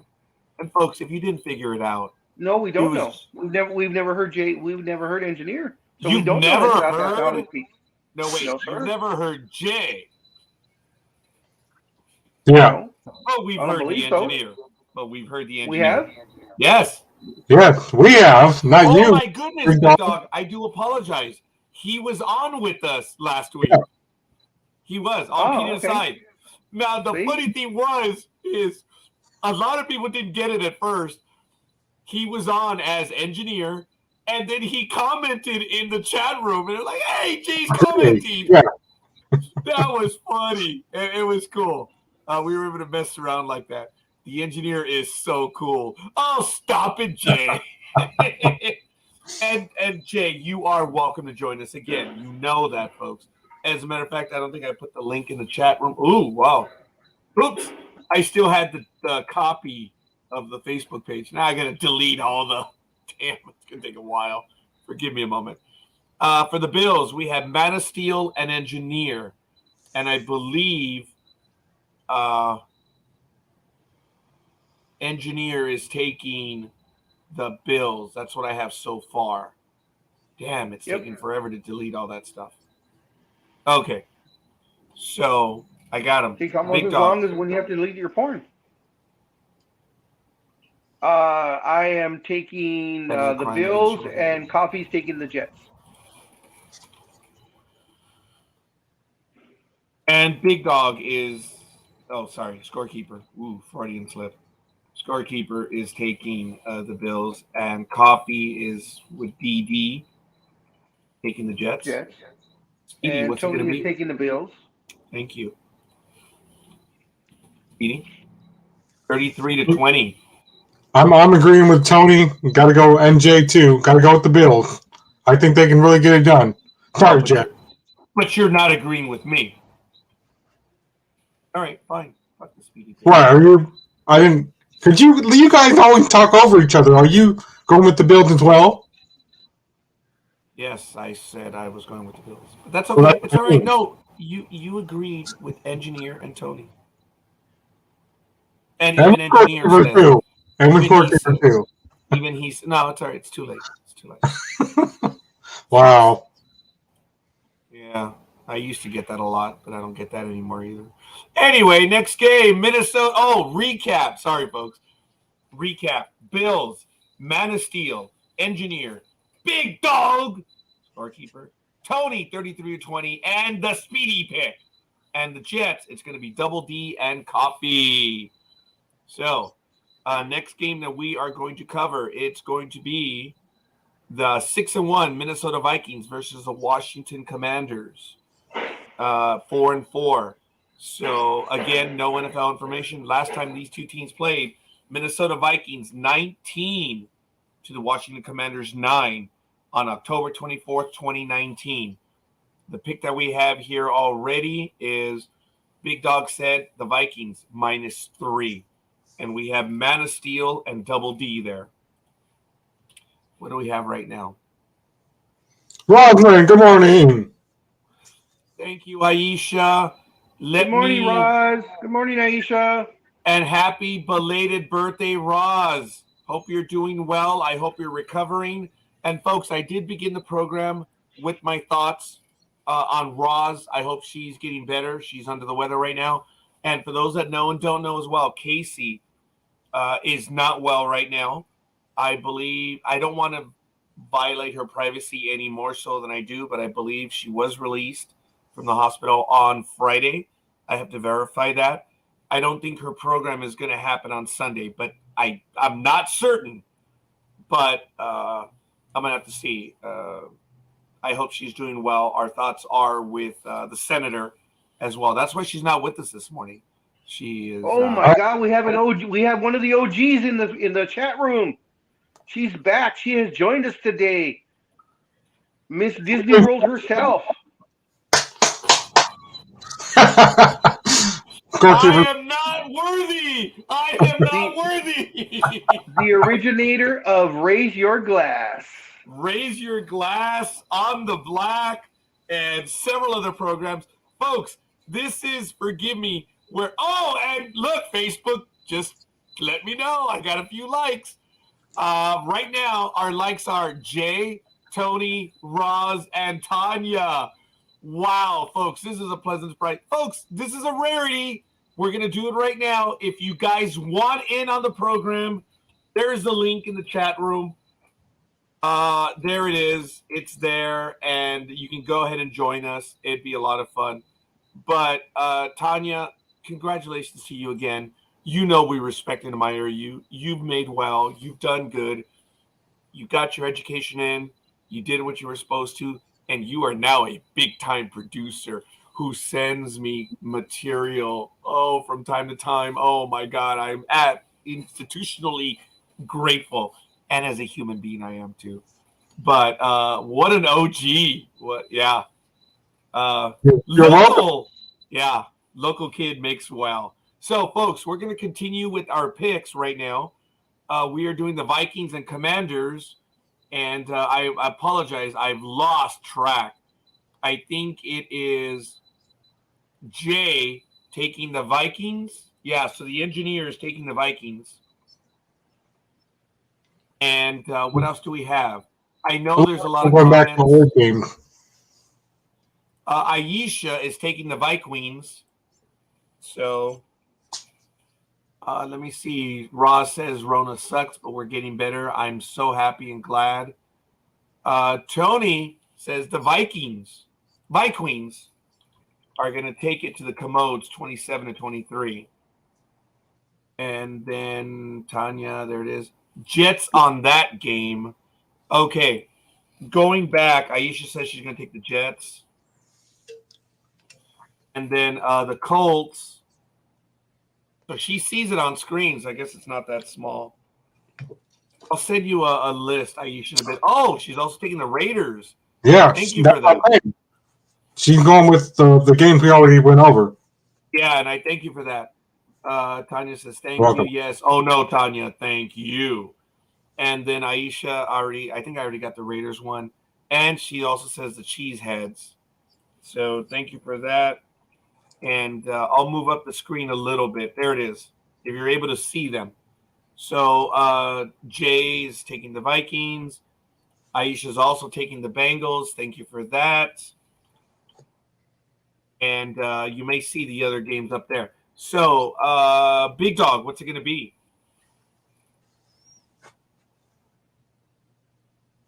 You're muted, Big Dog. Sorry about that. Aisha's I'm also taking the Vikings. Myanmar. I cut you off, Big Dog. I'm sorry. And she's taking the Chargers also. Thank you. Which one are you going to take? I cut you off, Big Dog. I'm going to take the purple and gold. Okay, Big Dog. Speedy, what's it going to be? Because Coffee is the only one to take the Commanders right now. Yeah, I'm going with the Vikings. Not the Commanders. Wow. Yeah, that's a surprise. It looks like everyone. The Speedy pick, Vikings. Okay, folks, so help us out. Aisha, great job. Thank you. Yeah, she's all caught up. Yeah, I think so. So I appreciate it. Recap, Vikings, Man of Steel, Double D, Engineer, Aisha, Tony, 27-23, Big Dog, and Speedy. And the Commanders, it's Coffee. All right, we're well on our way. Folks, as I said, I do have to get on my way. I'm going to be out of here a little bit after 8 o'clock because I have to go. As you know, I'm volunteering as a poll worker. This is one of my passions in life, and I'm getting to do this. So what was that, Big Dog? Just laughing because you're being a poll worker. Awesome. All right. I think we did that game. Here we go. Seattle Seahawks 5-3 visiting the Arizona Cardinals. The Cardinals 3-5. This is the first afternoon game, if I'm not mistaken, at 1:05 p.m. on Fox. Last time these two teams played, Seahawks 19-9 over the Cardinals on October 15th, 2022. So that was just a few weeks ago. It's at State Farm Stadium. The Big Dog did state earlier that the Cardinals are favored by 2. And Double D is taking the Sea Hags, and Man of Steel is going with the Cardinals. Speedy, what's it going to be? I'm going to go with the Cardinals. I got to go with the Cardinals for some reason. A Speedy pick. Yeah. Cardinals. Aisha says she's going to take the Redbirds on the back of the Sea Witches. Ooh. Yeah, she feels the same way I do because, you know. Jay says don't care on either teams, but I'll pick the Sea Hags. I mean the Seahawks. Sorry, that's what he said. So Engineer went with the Seahawks. All right, Big Dog, what's it going to be? Because Tony says the Sea Hags are going to win 30-27. All right. Yeah, I'm going to have to go with the Seahawks. Wow, Big Dog. I hate That says them. a lot. Tony, all day long, baby. I'm going with the Seahawks as well. Wow. All right. Sounds good. I think we have everyone then. I'm going to do a quick recap. For the Seahawks, Double D, Engineer, Tony, 30-27, Big Dog and Scorekeeper. For the Cardinals, Man of Steel, Speedy, and Aisha. So And we are Coffee. doing... Thank you, Big Dog. Yes, sorry, I'm doing Coffee wrong for some ridiculous reason. Screw it. I'm just going to put him in right now. I'm going to manipulate the information. Just put him in. All right. He's going for the Ravens. Moron. Okay. Anyway, the next game. I didn't mean to be that way. No, actually, I did. The Los Angeles Rams versus the Tampa Bay Buccaneers. The Rams are 3-4. The Buccaneers are 3-5. It's at 1:25 p.m. Pacific time on CBS. It's at Raymond James Stadium, and last time they played was on September 25th, 2021. Rams by 10 over the Buccaneers at home, 34-24. The line by the Big Dog was -3 for the Buccaneers. Still the same. Thank you. And Aisha has the first pick. She's going with the fluffy sheep. Speedy, what's it going to be?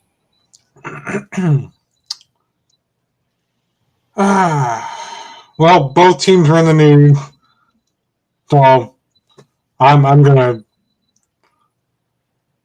not take the Rams. Oh, you're going with the Buccaneers. Okay. The Speedy pick is in. Yes, I'm going with the Bucs.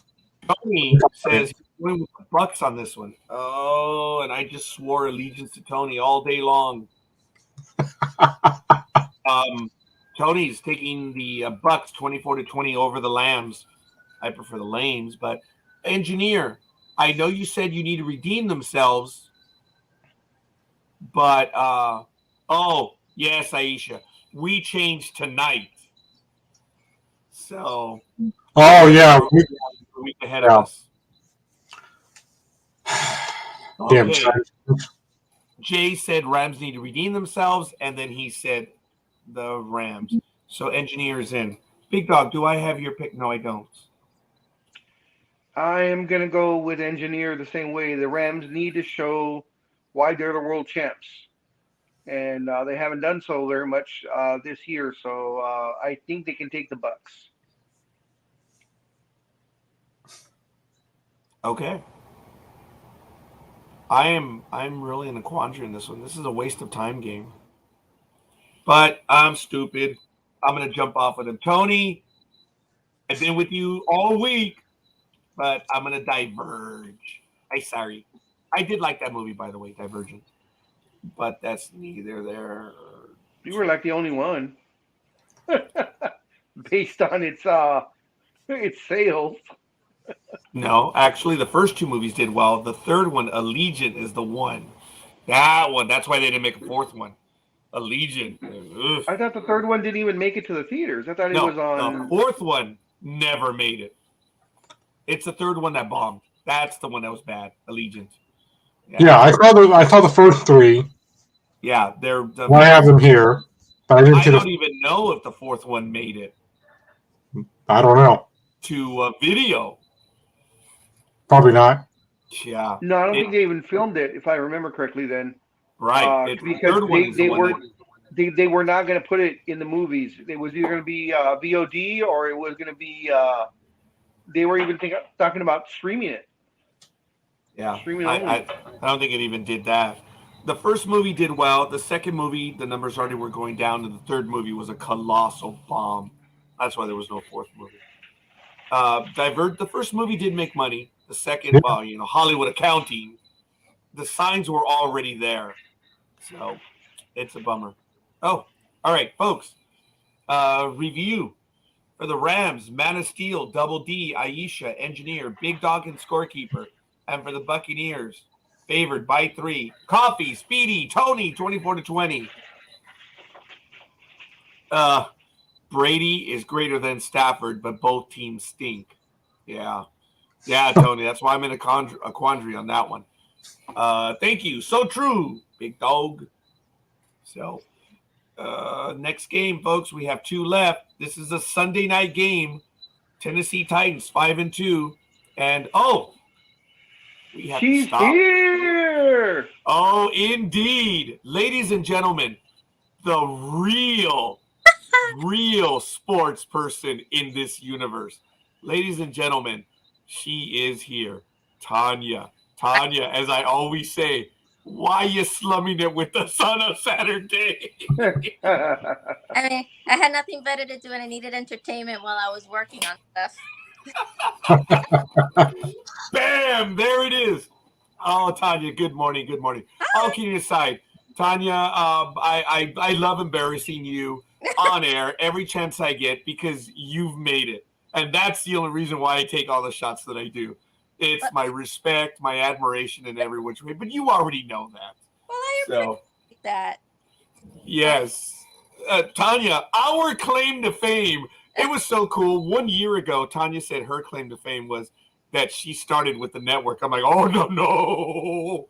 Our claim to fame is you were on our program at one time. Actually, not once, but often. But it is real cool. Tanya, tell us what's going on in the world. And you're doing sports too, which is so cool. Well, I hardly do sports anymore, which is insanity. I always thought that I would just be focusing on sports, but pretty much, no. Life had other plans for me.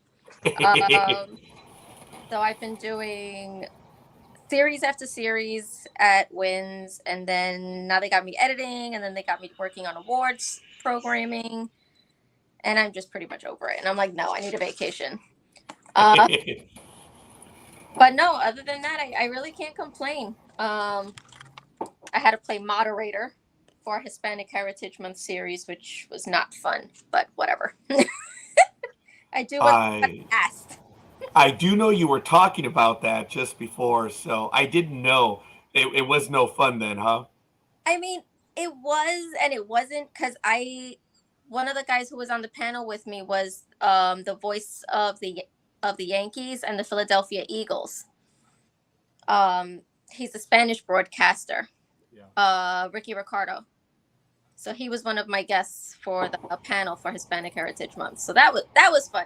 He's a great guy, and I'll be working on a podcast with him soon. So yeah, that was fun. But outside of that, life is life. Boring. Boring. Okay, let me see. Let's see. How many trips to Walt Disney World is it now? 4, and then we go on a cruise next week. Oh, awesome. So is it a Disney cruise? Yes.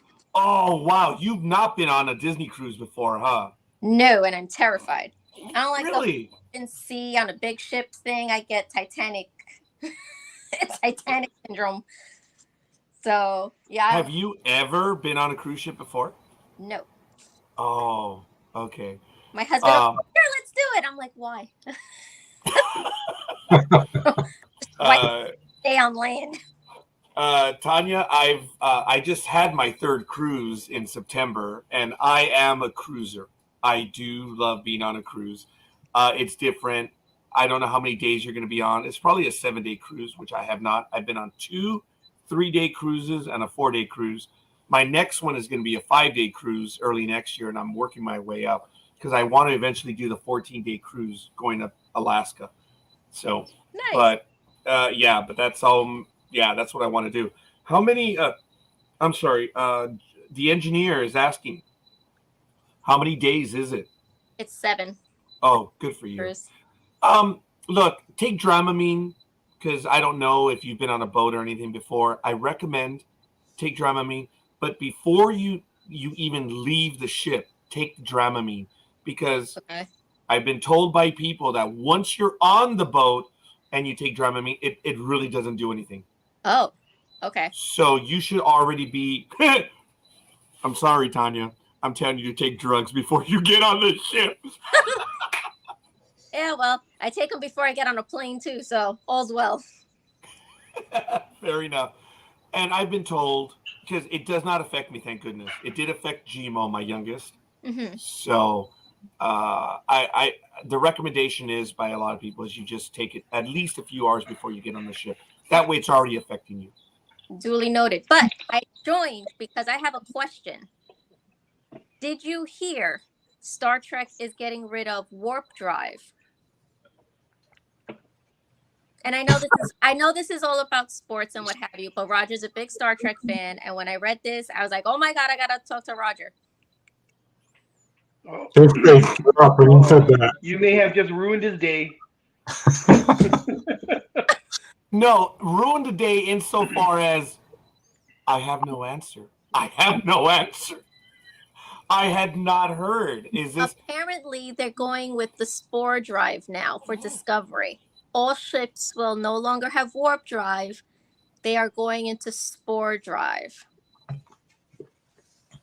Because now they're so far into the future, they can just go ahead and do that. Get rid of the Warp Drive. So for Strange New Worlds, Picard, obviously they'll keep the Warp Drive.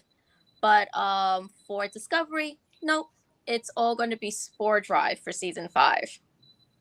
okay? No, I had not heard that. Thank you. Yeah, I guess I can see that, but without getting into the weeds on this, I'm surprised that they're going to be able to do that, like for everything and everyone. So, all right.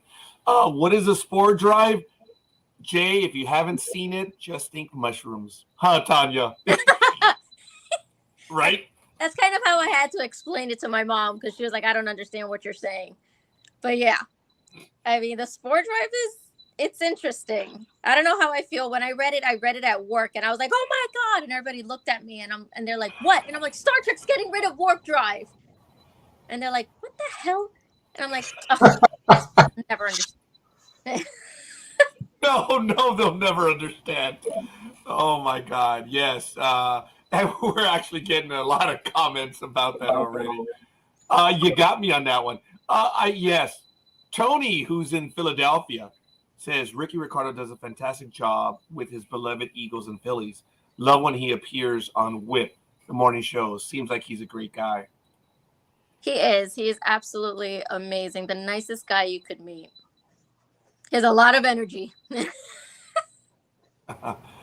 Yeah, our voice of the Dodgers out here, Jaime Jarin, is finally calling it quits. Or I guess he has called it quits now.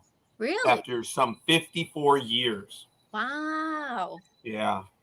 So Yeah, doesn't his grandson call games with him or something like that? I believe so, yes. Something along those lines. Yeah. Oh, wow, that's crazy. Look, Tanya, I know that one of your passions is baseball. I had to put that disclaimer in there because there's another one that I'm sure I don't know about. Are you a football fan? Yeah. That explains it. Not like I used to be. I figured, you know what, baseball makes me crazy enough. I got married. I felt sorry for my husband, and the chance of me breaking a remote or a TV was very high for a while since I'm a Giants. So I was like, you know what, I'll spare my husband and I won't go into football like I do baseball. But I told him you have to pick your poison because it's either one or the other. That is so cool. Tanya, on a personal one, I'm so happy to see the relationship that both of you have. And he dresses up for Disneyland too, which is crazy. Yes, he does. Yeah, I could never get Maggie to put on a Star Trek uniform. So, one year we might do that for Comic-Con. But no, it'll just be Star Wars because now I have lightsabers. So we might go as I might go as Ahsoka Tano and he'll go as Vader. Oh, wow. There you go. That would be cool. That would be. All right. Well, look, Tanya, I'm going to ask you to bear with us for a few moments. We have 2 more games to get in because we ourselves are going to. Jay says he's never been to a Comic-Con. You should check out Comics 101 when we do that program. But, Tanya, if we could have Tanya, I said Tony, sorry. If we could have you on for just a few more minutes. I just want to get these 2 games in. And I want to get your insight on the World Series right now, sadly, as the turn it's taking. But that's neither here nor there. I know, folks, we already had several picks in the chat room, and I do apologize. Look, folks, I apologize. There is hero worship here, and I'm really going to embarrass Tanya right now because she has done very well, and we really do respect and admire what she's done and what she is doing. It's a lot of fun. She did. Her first program was on this network. That's real. That is real, and we're always going to have that claim. So. It's all good, and that's why I embarrass her by saying, "Why are you slumming it with us now?" And she's never answered that. which is really that's the kind of person she is. She's never answered my slam that way, but it's all good. It's always done in fun. Folks, let me see. Jay said it was the Titans. Okay, for the engineer. And I know there were some other picks, and I'm sorry, folks. I think I believe Aisha went with the Chiefs. I mean, yes. scroll up. I think she did. Yeah, she said Chiefs over the midgets. But last week's game looked very good. Oh, and Tony went with the Chiefs, and it was 30-20. And then Coffee, Double D, and Man of Steel are taking the Chiefs. Big Dog, what's it going to be? And then after this, we're going to have one more game.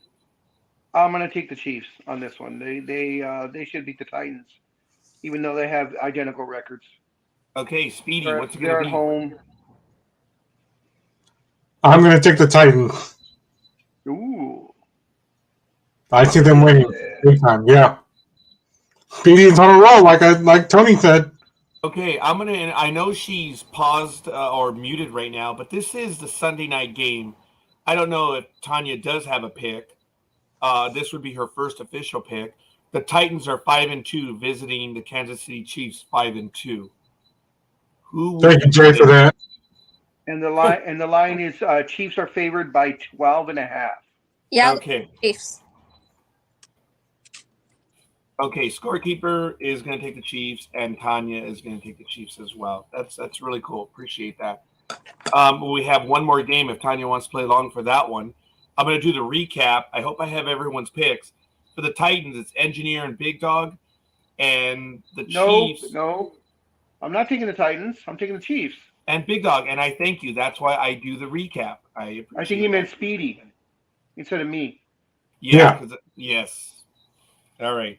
It was Speedy.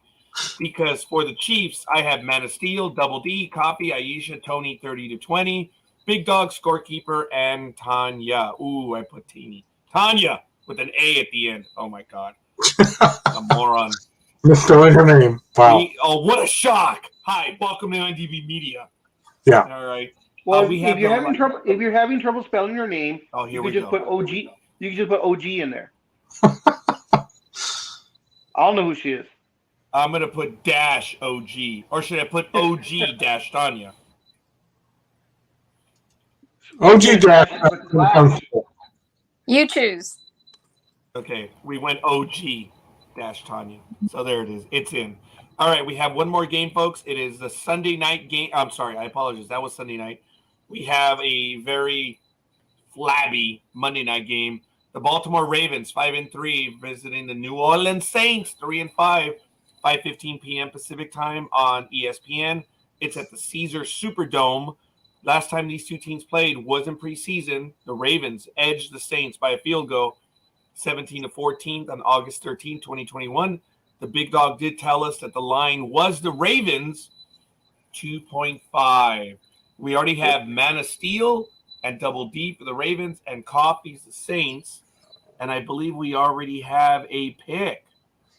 So Aisha is taking the Ravens. Edie, what's it going to be? I like what she said, though. That was funny. Yeah, that's funny. Oh, it is. Blackbirds going devil worship on the Saints. All right, that was good. Tony says it's going to be the Ravens 24-20 over the Aints. Engineer says, who dat? But I have to pick the Ravens. I like it. I like it. Speedy, what's it going to be? Well, I'm glad I have some help from Tony and Jay in the chat room. I'm going with the Ravens as well. They're going to get it done. Wow. That's where I'm at. Big Dog, what's it going to be? Well, of course, Roz is taking the Ravens because Ravens all day. Remember that. Yes. And I'll get the rest of Roz's picks later. Yes. And I'll take the Ravens also. They're on a roll. They've been playing pretty well, so I'll stick with the Ravens. Scorekeeper's taking the Ravens. That one's easy enough. Coffee's taking the Saints. And I know she's busy, but I'd like to know she'll round out the picks. And if she has some analysis, I was going to be stupid and use our phrase for analysis, but I respect Tanya too much, and I'm not going to say it. But go ahead. Who are you going to pick? OG Is it the Ravens 5-3 or the Saints 3-5 playing at home? I'll take the Saints. I hate the Ravens. I had a feeling. Roz, hey, Roz, did we hear that? May the Ravens burn in the fiery depths of hell from which they came. Oh!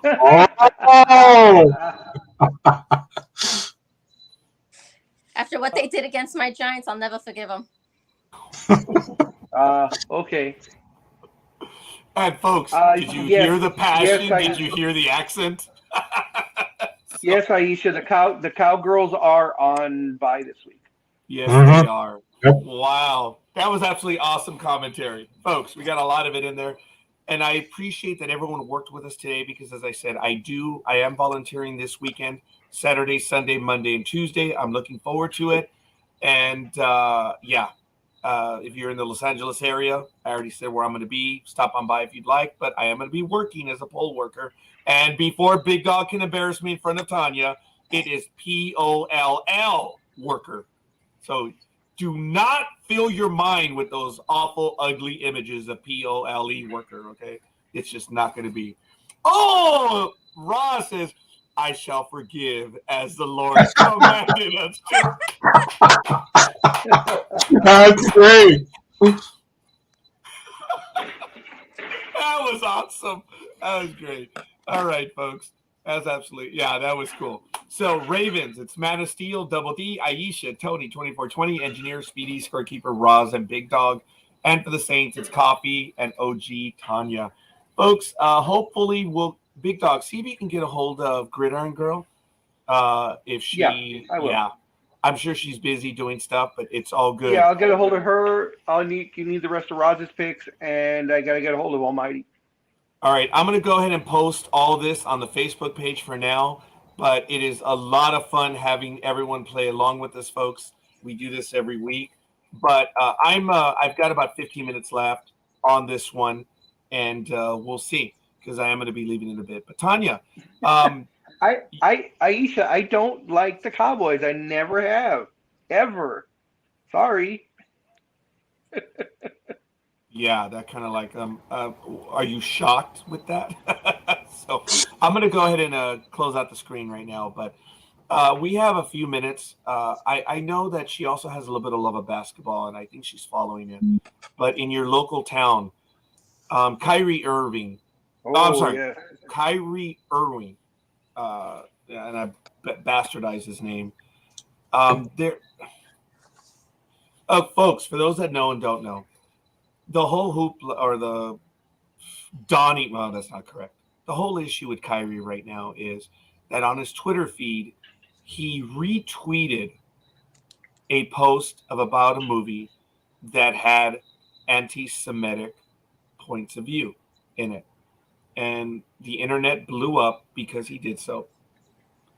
And he is losing sponsorships. And Big Dog, if you can find that comment that you shared with me on Thursday, I think it was. Which one? About management, their comment about him. That was a hardcore comment. But Kyrie really screwed up when he said, okay, all right, I did what I did, but not all in the movie was bad or all in the documentary was bad. I know you would have had some comments probably earlier, and maybe you cannot comment because of what you do now, Tanya. But do you have some thoughts on this? Because a lot of us are very unhappy. We're really unhappy with the player. He doesn't know when to shut up. And he really shouldn't even be sharing his comments. You may have a different point of view, but I understand you do know some of the background. I think he's a jackass. I think he should have been kicked off the team, and I think he should be heavily fined and good riddance to him. Well, they already, see, there it is in the chat room from Rod. I was going to bring that up. Part of it, Tanya, Nike just dropped him. Yeah, like that happened late last night, earlier today, that his shoe deal has been suspended, and his new launch of his new shoe, which was supposed to happen within the next month or so, so they would be out for Christmas. That shoe has also been put on hold. I know this is hero worship, and forgive me, Tanya, because I'm going to embarrass you by saying it, but after your comment, I'm like, what the hell am I going to say? I mean, really. And look, Speedy and Big Dawg, they just added to it because of the comments in the chat room. They didn't even add to it. I think. Yeah, he has a 5-game suspension without pay. That's the minimum suspension, but he has to do a few things to satisfy management and ownership that he's ready to come back and be a net once again.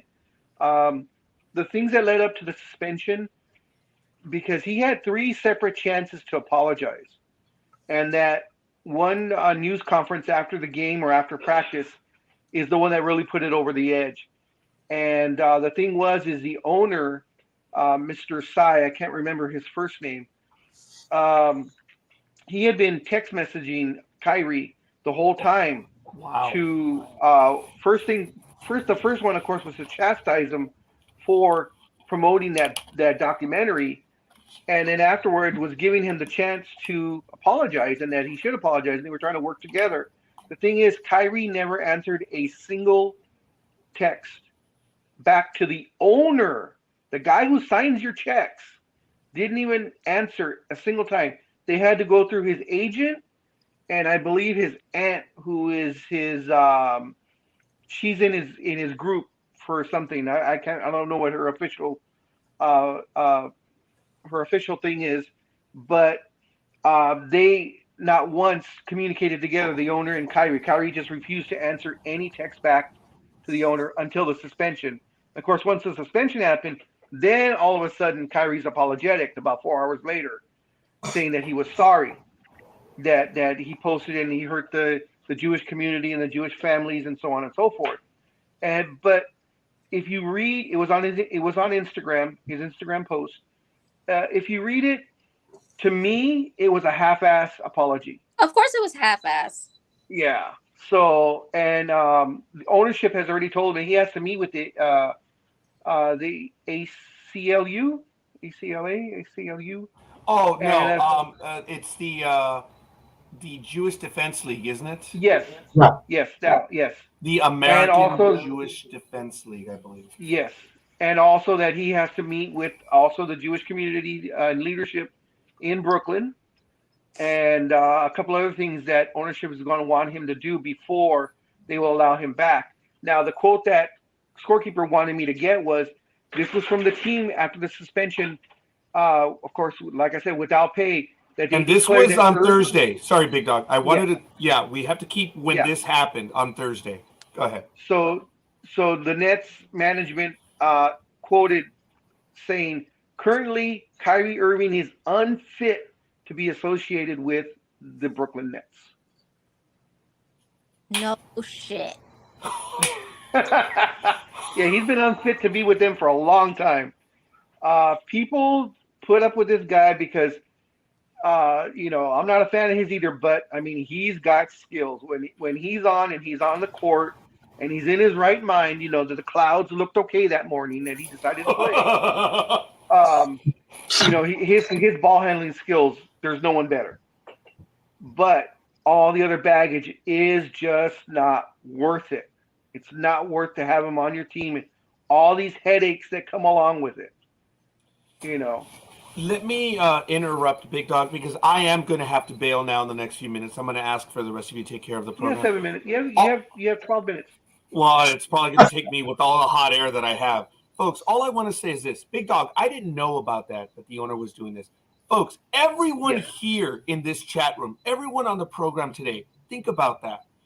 We've all had a job, and we've all had supervisors, managers, and like the way high up. I have received communications from deputies from very high up in my department, and they go directly to you, dude, and women, forgive me, to get a call from them up on top. First of all, your heart stops. You don't say anything. And when they're talking directly to you, okay, there's two things. You shut up and you listen. I didn't know the owner was contacting him.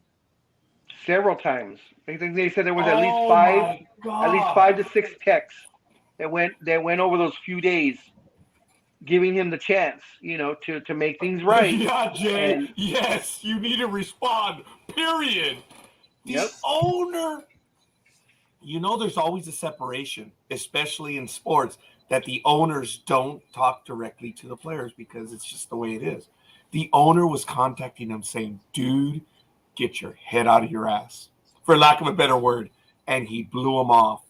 Wow. Wow. So this whole thing was happening. I'm in the newsroom and all this news is breaking. And I'm like, what the And a coworker comes in. He's like, hey, Tanya, what do you think about what's happening to the Nets? And I'm looking at him and I'm like, and what type of dumbass are you? Like, what? This isn't something that we should be laughing about. This is about a specific people. And you're going to come over here and you're going to be like, oh, well, they're a dumpster fire. Ha, ha, ha, ha. No, this isn't funny. And the fact that they fired their coach instead of penalizing Irving first, no. And that, you know what? Because I do what I do, I'm not going to continue what I'm thinking. But yes. Yeah, and that's right, folks. And that's why I try to say, yeah, be careful. I think that's your genuine, honest opinion, and we're going to leave it at that. Jump in as you so see fit, but yes, you do need to bite your lip on some of the stuff.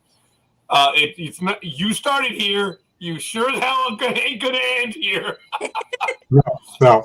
And it's perfectly fitting because, to answer her point, at first, her and Ron were like, I hate you, but now you guys are starting to team up. They could be a great WWE tag team, don't you think, Big Dog? Because Ron said in the chat room that she agrees with Tanya by saying free speech has consequences for, Kyrie. And that's a whole other thing. I mean, yes, you can say what you want and so on, but I mean, if you're his excuse though, if you listen to any of his interviews, I mean, he's an idiot. I'm sorry. They ask, well, how can you push this book and documentary, and he, of course, his answer was, well, not everything in the documentary was bad. It was just one or two things that were bad. So why should I not promote the rest of the stuff? But yet he was not disavowing anything that was said in there, which mainly was that the Holocaust never happened, and a few other things that were in there. And what floors me is that so many idiotic people out there are backing him, saying, oh, he did nothing wrong. He has the right to say whatever he wants. And my answer to that is always, yes, you do have the right to say whatever you want, but there are repercussions to what you have to say, especially if you work for someone. And he does. Scorekeeper can say whatever he wants, and there's really no repercussions because Scorekeeper is all is. He owns, Jedi.tax and could say whatever he wants. Oh, but were he to do the same thing at his place of work, that's a whole different story because there's bosses above him. For let me think. That happens on January 18th. So just and that's what people forget, that there are repercussions. You can say what you want. I mean, he's an idiot for thinking, just because there's 2 or 3 bad things in this documentary, but everything else is okay, so I'm going to go ahead and promote it, and not disavow anything on the bad side of it. That's the part that he kept getting defensive about. Especially when they asked him, "Are you anti-Semitic?" And his answer was, "Well, I know where I come from." And I loved the person from the Jewish Defense League from Brooklyn that said, "No, when someone's asked you, are you anti-Semitic, you say no. There is no other answer." Or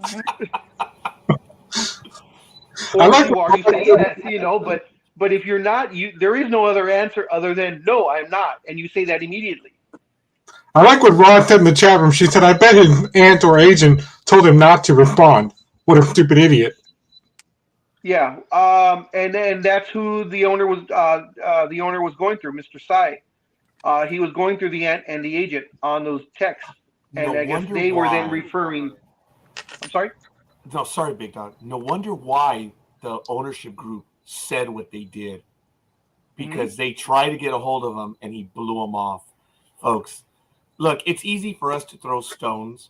And look, we are no fans of Kyrie here on this program. We've never been. And we have to comment about that. We've never had anything to say positive about him. Go ahead, Big Dog. Really Which quick, you just did. I'm sorry.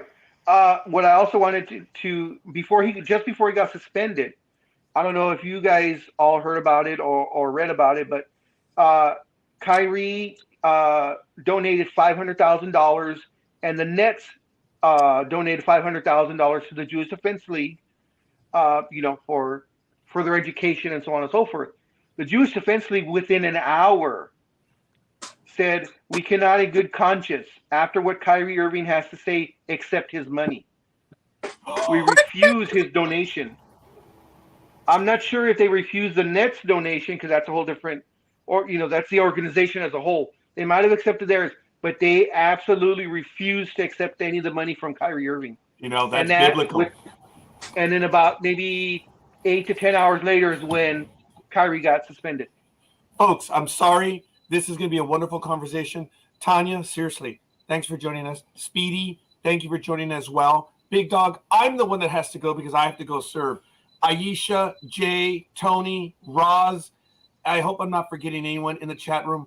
Folks, I love you. I appreciate you. It is a big deal on Saturday when we get together, but I have to go. And I think Big Dog's going to leave early too. So, Speedy. Scorekeeper. Yes. Real quick. So, there is no program after us, right? So when I end, I can just end, or is there? Because you just said there's not feeling well, right? Well, no, that's Sunday program. KC is not feeling well. Let me check right now. I don't. Ever New. Oh, how cute! Is on at 10:30 a.m. You are so talented on in everything you do, Tanya. Oh. Thank you. Continue the conversation. Post what Aisha did, because I've also spoken to Holocaust survivors too, and the deniers. Okay, never mind. My comment is no longer valid. I was going to make fun of you, and I decided it's getting too the conversation is getting heavy, so I won't. And I do, and folks, and I'm sorry. I want to stay here, I really do, but it is my passion too, and the Big Dog will probably embarrass me when I leave, but in a good way, folks. No, I'll embarrass you now. You're gonna. He's no. I gotta go. He's got to put his Daisy Dukes on to make sure they fit correctly for when he goes on his pole dancing. I'm really tired of that shit. And just in case, he wasn't looking, and I got a picture of him in his Daisy Dukes. So we just had to throw it in there. That's why he bailed. See, Tanya, that actually is a good segue with that picture. That's actually a greeting card. How is your greeting card business going? It's starting to pick up now that we're in the holiday season. That we're approaching holiday season. So that's on top of everything else you do. I was like, you know what? Since I'm going to be at my desk for God knows how many hours working, I might as well just watch these guys and see what's going on, what they're talking about today. So what is the climate like in New York with the Kyrie Irving situation? How is everybody reacting? Are they pretty much all in agreement that he's wrong, or there's that faction of group people that are like, oh, he did nothing wrong? No, 100%. As a matter of fact, Boomer and Gio on WFAN pretty much ripped him a new one and ripped LeBron James a new one, because LeBron has always defended and what have you. Mm-hmm. And when he was like, okay, well, you're always calling out other people for comments that they make, so what have you got to say about what Kyrie Irving said? And LeBron said nothing. Yeah, he's been quiet on this side about it. And it's true, because every single time something happened, he's one of the first people to speak about it. Yep. And now that one of his guys, really put his foot in his mouth more than usual. Yeah, he's been quiet. He's been playing poorly too. So I think that's another reason why he's playing quiet. He's being quiet. Yeah. I'm thanking the stars and everybody above and everyone that we did not make that trade. Well, you know what? I don't understand how you fire your coach and yet Yes. you keep that dumbass on your team. Like, I don't care if you're saying, oh, well, even if we get rid of him, we still have to pay him. Then pay him, but get him the out of here. Yeah. You can't keep I him. agree. You can't defend that in no way, shape, or form. And the fact that it took that long to even suspend him, to me, is disgusting. I In no agree. way, shape, or form. And I think the reason why the suspension took a while is because, like I said, Mr. Sai, I cannot remember his first name. I'm sorry. I apologize. Tried to reach out and I guess tried to fix things behind the scenes, giving Kyrie the chance to do it himself. But of course, once all those interviews came out and that all those chances were given, Mr. Sai said, you know what? That's it. I've given you enough chances. We got to suspend you. But here's my thing. What do you tell your season ticket holders? A season ticket holder called up Boomer and Gio and said, I am a season ticket holder. I am a Jew. I don't even know what the hell to do with my season tickets now. Do I sell them? Do I just eat the money? Do I go to the games? Is that and the other thing? I'm a big Nets fan. You can't support an organization that, in my opinion, you cannot support an organization who doesn't take immediate action on their players for comments that are basically practically the same as what Kanye West had to say.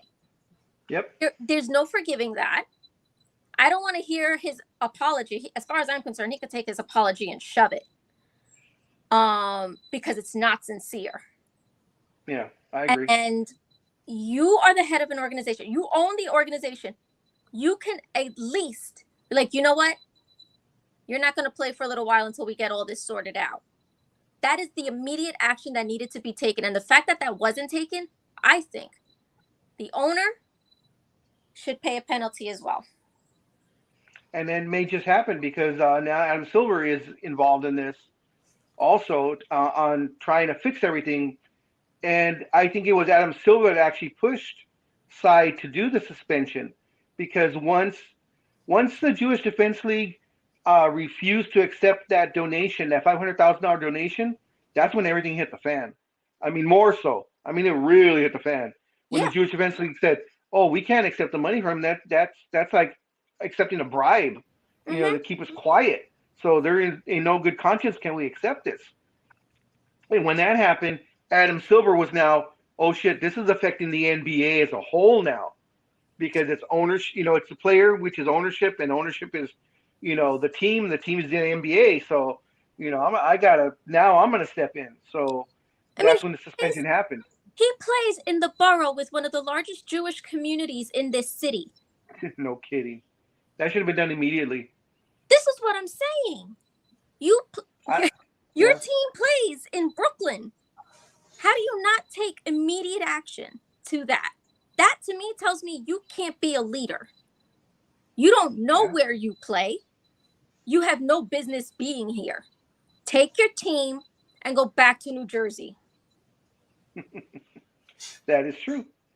And, the whole thing with the firing of Steve Nash, that was also, yes, they were having a bad season, but their relationship has not been great between Durant, Irving, and Nash. Because I remember when Nash first came in, was it 2 seasons ago, that Irving right away said, oh, well, we're just going to coach ourselves because, we know more than this guy.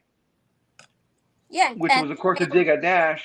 And then during the offseason, one of the things with Durant wanting to be traded was because the rumor, which of course was never confirmed, was that Durant said either I go or Nash goes.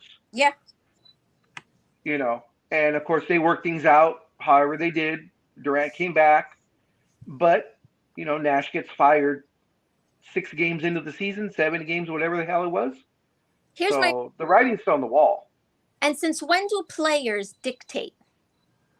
I'm sorry. Your job is to play the game. Shut your mouth and do what you're told on when it comes to the court. Yeah, you don't dictate who coaches. That is management's job. not yours. Unfortunately, and much as I hate to admit it, the last time something like this happened where it actually followed through was Magic back in '81 when, they as a team didn't like what was happening, and Magic stood up for the entire team and took the blow.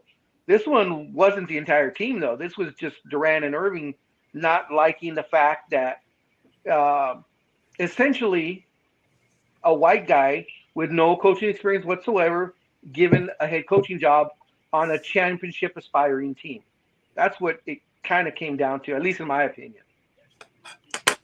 It just so happened to have happened during all of this. Like, you had all this time to fire him, and then you choose it now because you want to create a different firestorm because of what's happening. Listen, what Irving said, that's going to trump anything that you do at this point. Oh, big time. I don't think it's going to be 5 games. I think it's going to be a lot more. And of course, it's all without pay, which is the way it should be. And the fact that he's losing all of his sponsorship left and right now, because I know, as we said, Nike just dropped them. I believe someone else dropped them also, some sort of clothing company or something like that he was affiliated with. I believe they dropped them also. Mm-hmm. So he's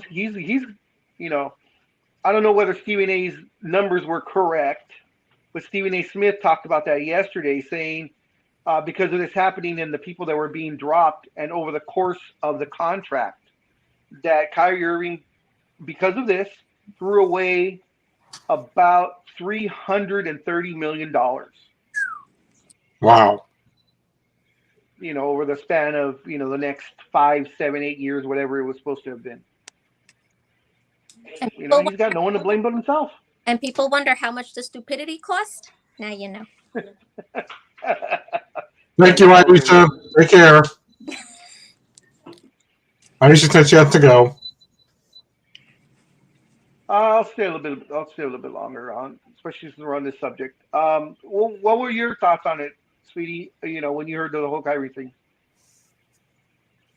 Well, since I really don't pay attention to basketball, but Scorekeeper and I a couple weeks ago when you weren't here, because now all this stuff, the NBA, at least to me, seemed like they were able to, and you both can correct me about this, but it seemed to me like they were able to keep things behind closed doors and handle them internally until the Warriors practice debacle happened where, they shoved each other. Now they got to fight. And then this happens and that happens. And they were trying to keep it under wraps and like, how did this video get out about the Warriors practice? Who sent the video? I don't know. And Scorekeeper speculated on what he thought, how it got out. And who was the first to get it? Of course, TMZ. And they talk about it. They pay the most money. That's true. I mean, like I told Scorekeeper a couple weeks ago, they do have Harvey. He was a real life attorney, so. Well, the NBA is really good about taking care of things in house and behind closed doors. They're really good about that. The baseball and football, especially football has no idea how to take care of things quietly. No. But the NBA is usually pretty good. But when something big like this happens, I mean, there's no hiding it, and nor should they have hid it with the Kyrie Irving situation. That needs to come out. He's an idiot. He's, of course, we had the whole debacle last year of not wanting to get his shots because he didn't agree with it, which was fine. And everybody said, at least that's what I said. It is your choice not to, but the repercussion is you can't play.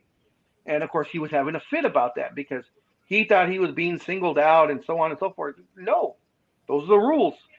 Got to follow the rules. He has his whole flat Earth, theories. He's just out there. Mm-hmm. And like I said, it's not worth it especially with this. Whoever takes him on, because if he continues the season with the Nets, it is his last season in New Jersey. Period. Good riddance. Yeah, Brooklyn. I'm sorry, not New Jersey. I'm almost thinking the New Jersey Nets in Brooklyn. This is his last season. There's no way that they're gonna re-sign him. They're probably thanking everybody around that they didn't give him the extension that he wanted. Remember, he was up for that extension. So, but whatever team takes him on next season or even this season, as I said, the skills on the court are incredible. But he's not on the court that often because of whatever. Like I said, he missed a game because he didn't feel good that day. I mean, come on, paying you $1 million a game and you didn't feel good that day? I don't think so. But whoever takes him on also has to take on all the baggage that happens off the court, and that's when you, as an owner or in upper management, have to figure it out. Is it worth it? Is he worth that headache? And speaking of headaches, we have Scorekeeper's back. Yay! My, don't we look dapper? I'm sorry if there's a lot of background noise, folks. I can hear it. Is it very loud? If so, I'll just go out. Nah, you're fine. Good. We're still on the Kyrie Irving thing. Oh, I kind of figured. That's why I had to rush back.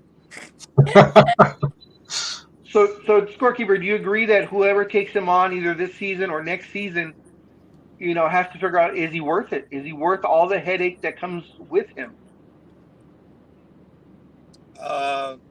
They're going to have to figure that out.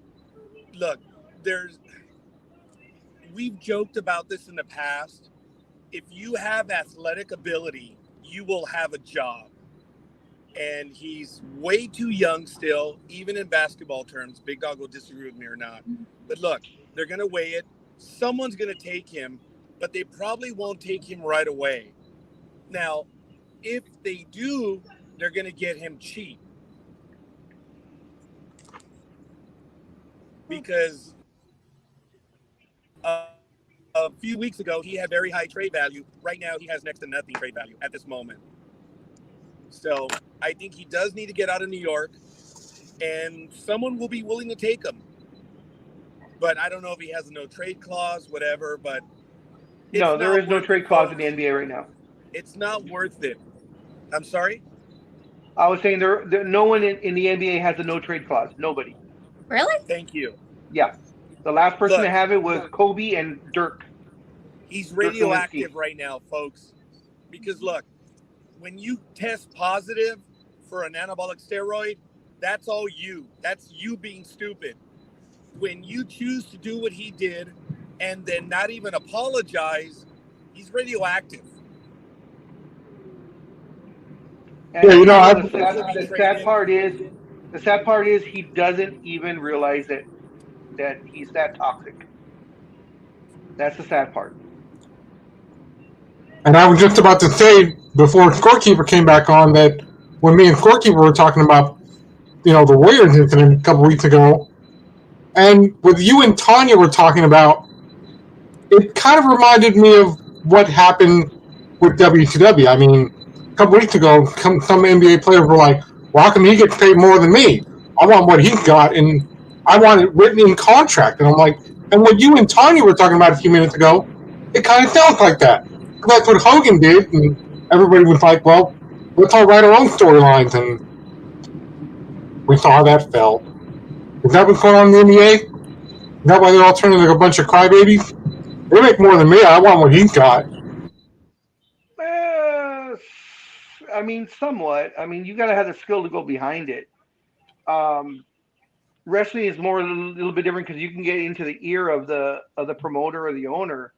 Like Hogan. Hogan's has never ever been any of the best wrestlers ever, but because he was a great talker and could draw some money, he was able to do something like that. But in basketball, they're all just crybabies just because they're millennials. No offense.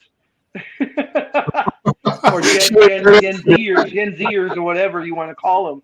That they've been coddled all their life. They don't. You go look at old game film of when Magic and Bird played and how physical that game was in the 80s and 90s, and then compare it to now, it's a joke.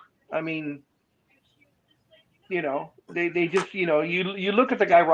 LeBron is a Laker, and that's the only reason why I I put up with him. The reason why I put up with him is because he's a team. Because I always follow the name on the front of the jersey, not the back of the jersey. So if you come onto my team, of course, I'm for you. But LeBron cries on every single non-call in his mind. Anytime he misses a shot, right away he's saying, "Oh, they held me, or they hit me, or they." Dude, shut up! Just go back to the other, play good defense. Jeez, you can't make every single shot. No one does. You shoot 50% in the NBA. You're all godly pretty much, because most players now shoot in the mid 40s now, unless you're a center. But LeBron needs to just play his game, and it's showing this. His age is showing this year. He's shooting only about 42%, which is not like him. He's still scoring a lot, but we've lost a lot of games because of him and because of Westbrook. But that's a whole other story. But like Scorekeeper says, if you have the skill to be all NBA, you're gonna find a job somewhere. The problem is, though, now Irving's not gonna make anywhere close to what he wants to make. The Nets turned him down on that extension where he wanted something like $50 million a year, and they were like, no, we're not going to give you the extension. So he opted into his contract, and I believe he's making $32 million this year. I think he'll be lucky next year, because this stuff isn't going to blow over.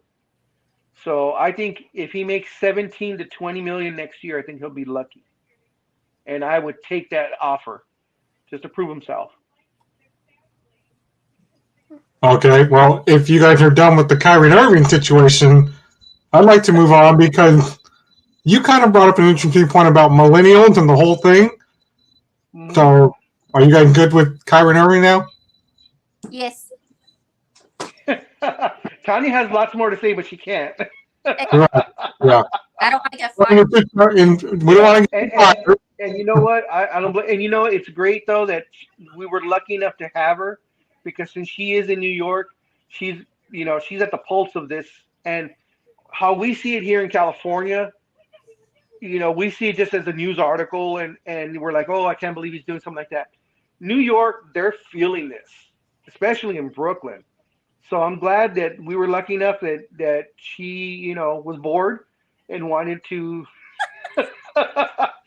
listen to us, and we were actually able to get, from ground zero, the what's going on there. And from what she's saying, it's a lot more, nuclear than I thought it was.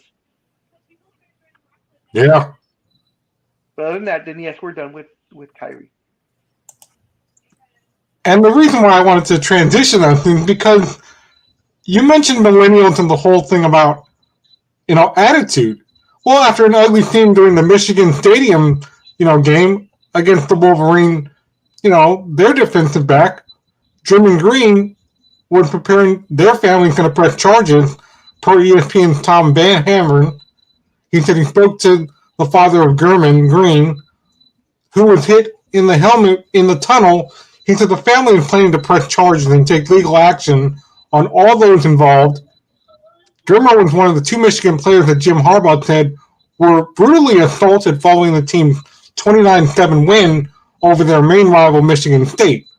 Spartans head coach Mel Tucker has since announced that 4 players have been suspended, effective immediately, and those suspensions will be in place until all pending investigations are over. The incident came just 1 week after Penn State's James Franklin talked about how something bad is going to happen unless changes are placed to Michigan State's tunnel accident. So I'm not familiar because I don't really keep up with college. So what exactly happened? Hold on 1 second. I'm just going to put this disclaimer in just in case I do get in trouble for something that I said. All of my opinion, anything that I say is my own opinion and in no way reflects the organization that I work for or the stations that I work for. Okay, go ahead. There you go. Yes, we want to get that through. Very clear. So what exactly happened? So a player got assaulted. Now, was this by the other team or fans that were in the tunnelway somehow, or what? Well, players apparently they all have to go through the same tunnel at Michigan State. Oh, that's idiotic. You never have the both teams go through the same tunnel at the same time. Even if you have one tunnel, you have one team go first and then another team, but you don't have them both go. That's just a recipe for. What was that, Tanya? Who thought that was a good idea? Yeah, no kidding. I know, and it's crazy how the story ended with a player from a different team said, well, something bad is going to happen. How would he know that? Did he know that, Michigan State was going to, after the game, just go, let's take our helmets and assault these guys? There we go. They beat them down and they're injured. Probably there's animosity already between the teams. I mean, they could be rivals. They are. Okay, well, there you go. That's why, because when teams are rivals and you get ramped up, especially when you lose, because I think the team that lost was the favorite team, right? Wasn't it like an upset win? Yeah. Yeah. So those guys are already pissed off as it is, and then they have to go through the tunnelway to watch the other guys, jumping and screaming and probably saying stuff to you. So, you get these linebackers that are 6'5", 300 pounds, and they're being laughed at. They don't take too kindly to that. To Tanya's point, why do they do this? I've been to college games throughout most of California, and both teams have their own tunnel. I've seen it could be the stadium and how old it is, and they may not have wanted to upgrade because it's a historic landmark now, or whatever, for whatever reason. And back in the day, everyone always came through the same tunnel. That was just, it was easier, rather than have to when you're first making the entire stadium to have to make two entrances. No one really thought about that back in the 30s, 40s, 50s, whenever the stadium was built. Well, that's when civility still existed. Exactly. Yeah. But now it's like, you have to have separate tunnels because, especially in wrestling, the heels on one side, baby faces on the other. And there could be friction, and then they go, I want to kill you. No, I'm going to kill you first. And this seems to be the case here because, I was trying to find more interesting news on this, but that's how the story ends, because a player from another team said, well, something bad is going to happen at this game. And people are like, well, how would you know? Who are you in contact with, buddy? And that's how the story basically ends. Well, if there was bad between the teams already, then yeah, you're just, that's just common sense that something bad is probably going to happen. I'm going to step away for 1 second. I'll be back. Okay.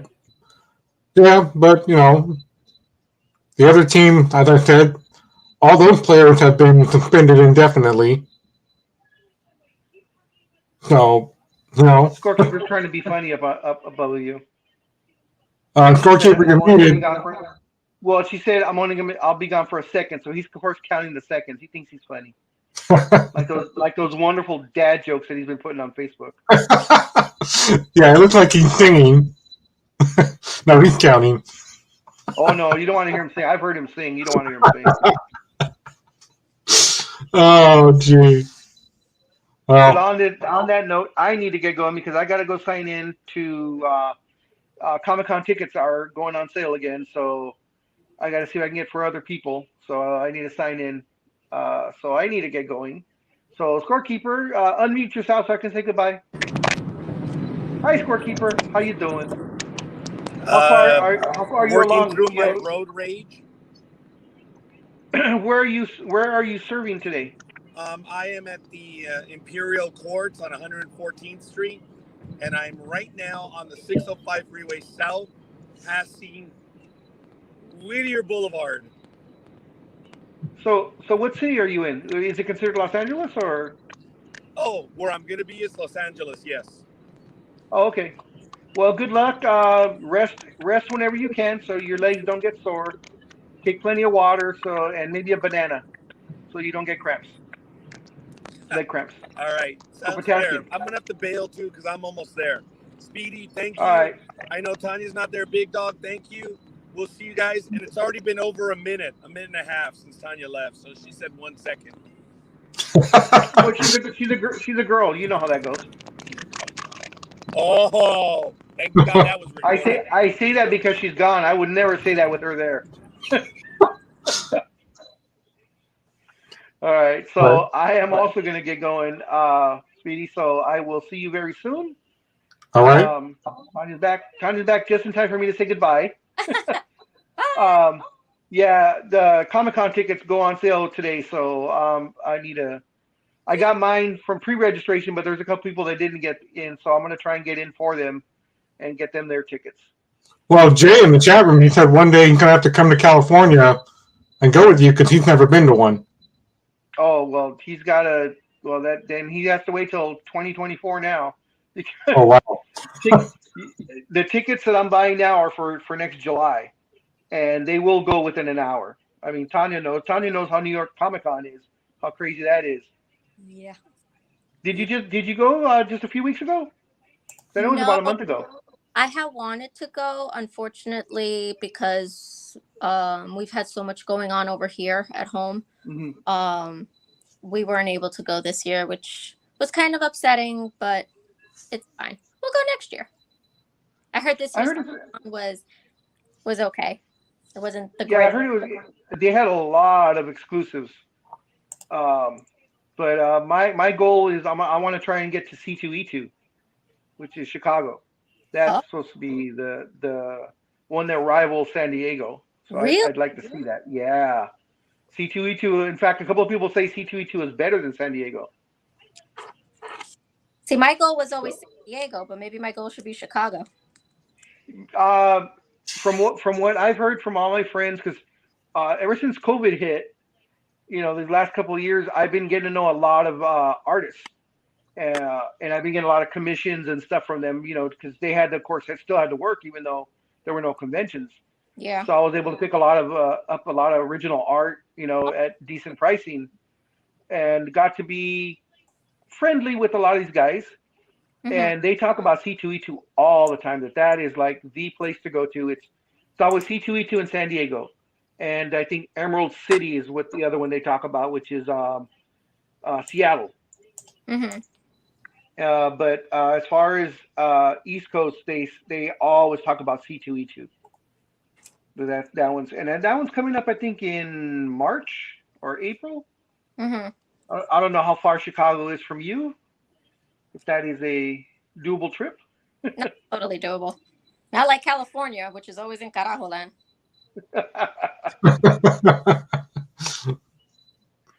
All right, guys, I'm going to do because I got a lot that I got to do today.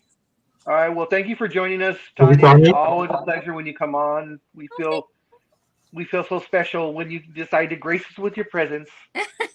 When I come on with my craziness. No, when you come down from your ivory castle just to be with the lowly sports talk with the guys. Stop. No, but thanks a lot for joining us. And if we don't hear from you or see you before then, have a wonderful holidays, Thanksgiving, Christmas, New Year's, everything, and for you and your entire family. Thank you. Same to you guys. Bye. All right. See you, Tanya. See you, Tanya. All right, man. I gotta go and I gotta sign in. I gotta get in before I think it's 8:55. So I gotta make sure I can sign in. Okay, so well, I am going to get going. Scorekeeper didn't get back to me. I thought that's why he was calling back in to let me know if the other program's coming after us today or not. So I'm just gonna end at like 10:05 just to be safe. Okay, sounds good. Yeah. So I will see you when I see you, sir. All right. Take care. Later. All right, ladies and gentlemen, you're stuck with me. You're stuck with me for the next 45 minutes or so. Gee. So yeah, charges have been filed with Michigan State because of their access tunnel, or however you want to describe that. Very, very interesting story. I will keep up with this as best I can in the next few weeks. Gosh, We're already 2 weeks before Thanksgiving. I know where I'm going for Thanksgiving, so yeah. Already got my hotel room set up, and more to come on that next week. But Sean McVay has announced Cooper Kupp status for the Bucs game during the final minutes of the 49ers-Rams game on Sunday. Wide receiver Kupp suffered an ankle injury. It was a scary moment for the defending champion. Fortunately, Kupp avoided a serious injury in Week 8 as a result. The team has left the door open for him to play this weekend against the Bucs, which we already covered earlier. Moments ago, though, Sean McVay provided an update on Kupp. He said the All-Pro wide receiver will suit up for this Sunday's game. McVay also added that center Brian Allen and wide receiver Van Jefferson will also play against the Bucs. So half his team is good to go. The NFL world has just reacted to Troy Aikman's trade suggestion. Troy Aikman has a trade suggestion for the Dallas Cowboys. The legendary Cowboy quarterback believes the franchise would benefit by actually making a move at the wide receiver position. Aikman, who of course calls game for ESPN, believes the Cowboys could use another weapon. Could they really use another weapon? Yes, he told TMZ. I think when they lost Amari Cooper this past year, he was a guy that definitely garnered some attention and coverage, and it opened a lot of things up. It would help them for sure. He's probably not wrong, but will it happen? Agreed or not? But doubt they do it, because that would mean admitting they made a mistake in trading Amari. Who hasn't traded Amari this season, right? That was from one fan. Another fan wrote, "Too bad Capgory is a cheapskate." Another fan wrote, "They can have Cedric Wilson back." Another fan joked, "The Cowboys are 5-2 on the year, are set to host the Bears on Sunday." As like I said, we've already discussed that and how that might look. And Scorekeeper took our picks on who would win. And Big Dawg's going to work on all the reporting for that, tallying up our individual scores for the week and see who topped out at first. I know I'm probably not, but maybe this week, maybe next week, maybe I will climb to the top of the rankings for NDB Media, Sports Talk with the Guys.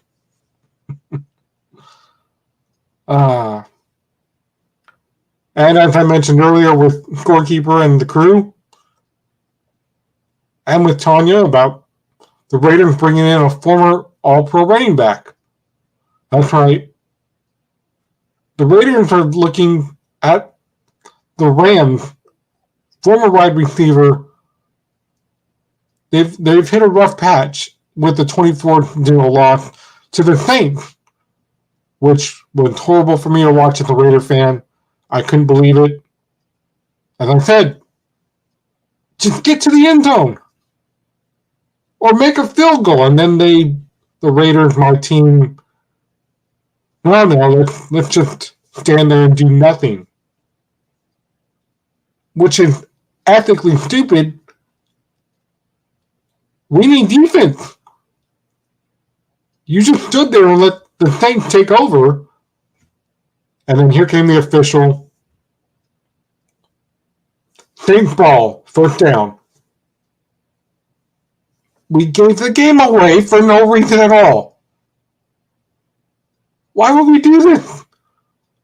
There's a reason why we are the Raiders, okay? We raid everything. We take everything. That used to be the way, but anyways. The team had the third highest ranking scoring in offense in the NFL heading into Week 8. Like I said, it was. But couldn't muster a single point against one of the league's worst defenses. The Saints are the worst defense so far this season. But like I said, we just went up to the line. We got there. we were so close with either a field goal or a touchdown, and we just let them come right in and take everything from us, which resulted in our loss because they kept scoring and scoring. Then the kickoff came, and then the fourth quarter came, and from the third and fourth quarter on, that's what the thing kept doing. They kept scoring, going over our heads, and that was it. We lost. Much of the struggles were due to the lackluster play from the team's wide receivers. Both Hunter Renfrow and Devontae Adams had one catch each in Week 8. Mac Hollins had a solid game with 6 catches. No other wide receivers stepped up. And that's where they draw the line. The Raiders might be interested in adding another player to the fold because they brought in former Rams wide receiver, former All-Pro kicker, Pharaoh Cooper for a workout, per The Wire. This is coming from TheWire.com. Cooper, of course, as we know, has bounced around the NFL a bit since getting drafted in 2016. He most recently played 8 games with the New York Giants last season, but hasn't gotten on a roster this year at all. Cooper is more of a returner than a wide receiver because he only had 59 catches for 539 yards over his career. However, the Raiders may want some kick return help. They certainly need it. The team hasn't had a kick returner get a touchdown since 2011, which was ages ago, as Scorekeeper might say. They are 9th in the NFL in kick return average yards this season. Cooper could likely provide an upgrade over DJ Turner and Kalen Cole. So, whatever that's worth. I am telling you guys, it's insane. It really is insane. I just need to take a break for a second. Just give me a second. And we'll get into some wrestling news content.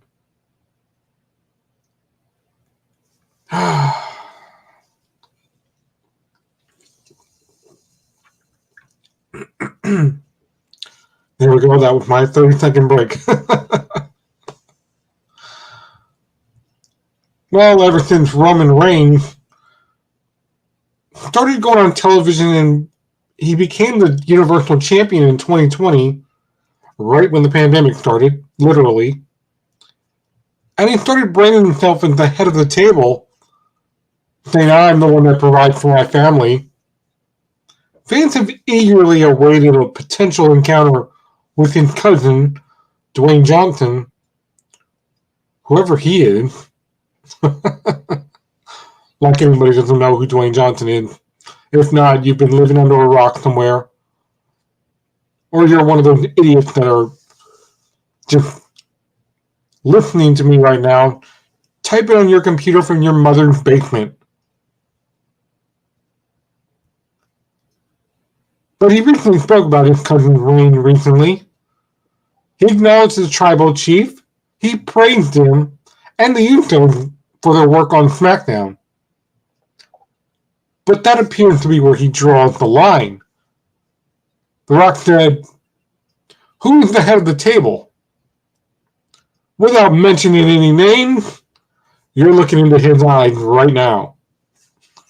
The Rock was then asked if he wanted to go ahead and confirm that he would be wrestling Roman Reigns at WrestleMania. To which he said, I am not confirming that at all. No, I am not. I know I'm going to get a text from him after he watches this. So, would we actually see this? I mean, people are begging for it. They're asking for it, right? Roman Reigns versus The Rock. Cousin versus cousin. And would this draw money? Absolutely it would. But it would draw money either way, because you heard us talk a little bit earlier on how the way things were to how the way things are now. I mean, go back to WrestleMania 19. When Stone Cold and The Rock had their final encounter with each other. And The Rock did everything he could in that match to try and be as mean and evil as possible. And it didn't happen. People were still cheering him. They still liked him. Even though he always gets out cheered because of Steve Austin, right? So, this is why things are slowly in the works, and they're toying with the idea here of if The Rock wins over Roman Reigns at WrestleMania, they shake hands, but then a beatdown occurs. Or they could twist it and go the other way and just start going off on the fans and going, it was a trick to get all of you to buy it, and you did. Either way, they're going to make money. I mean, I would love to see Roman Reigns get a full-on beatdown from the Usos, teaming with The Rock.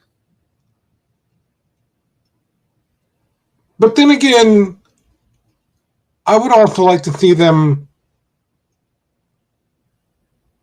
actually stick it to us as fans and go, thank you for buying into all this. We hook, line, and sinkered you. We sucked you in. And we thank you for that. But at this point, it's all just hearsay and what's going to actually happen. Because I don't know any more than you do at this point. I know, nobody wants to talk about this or hear about it. But WWE they finally closed the book.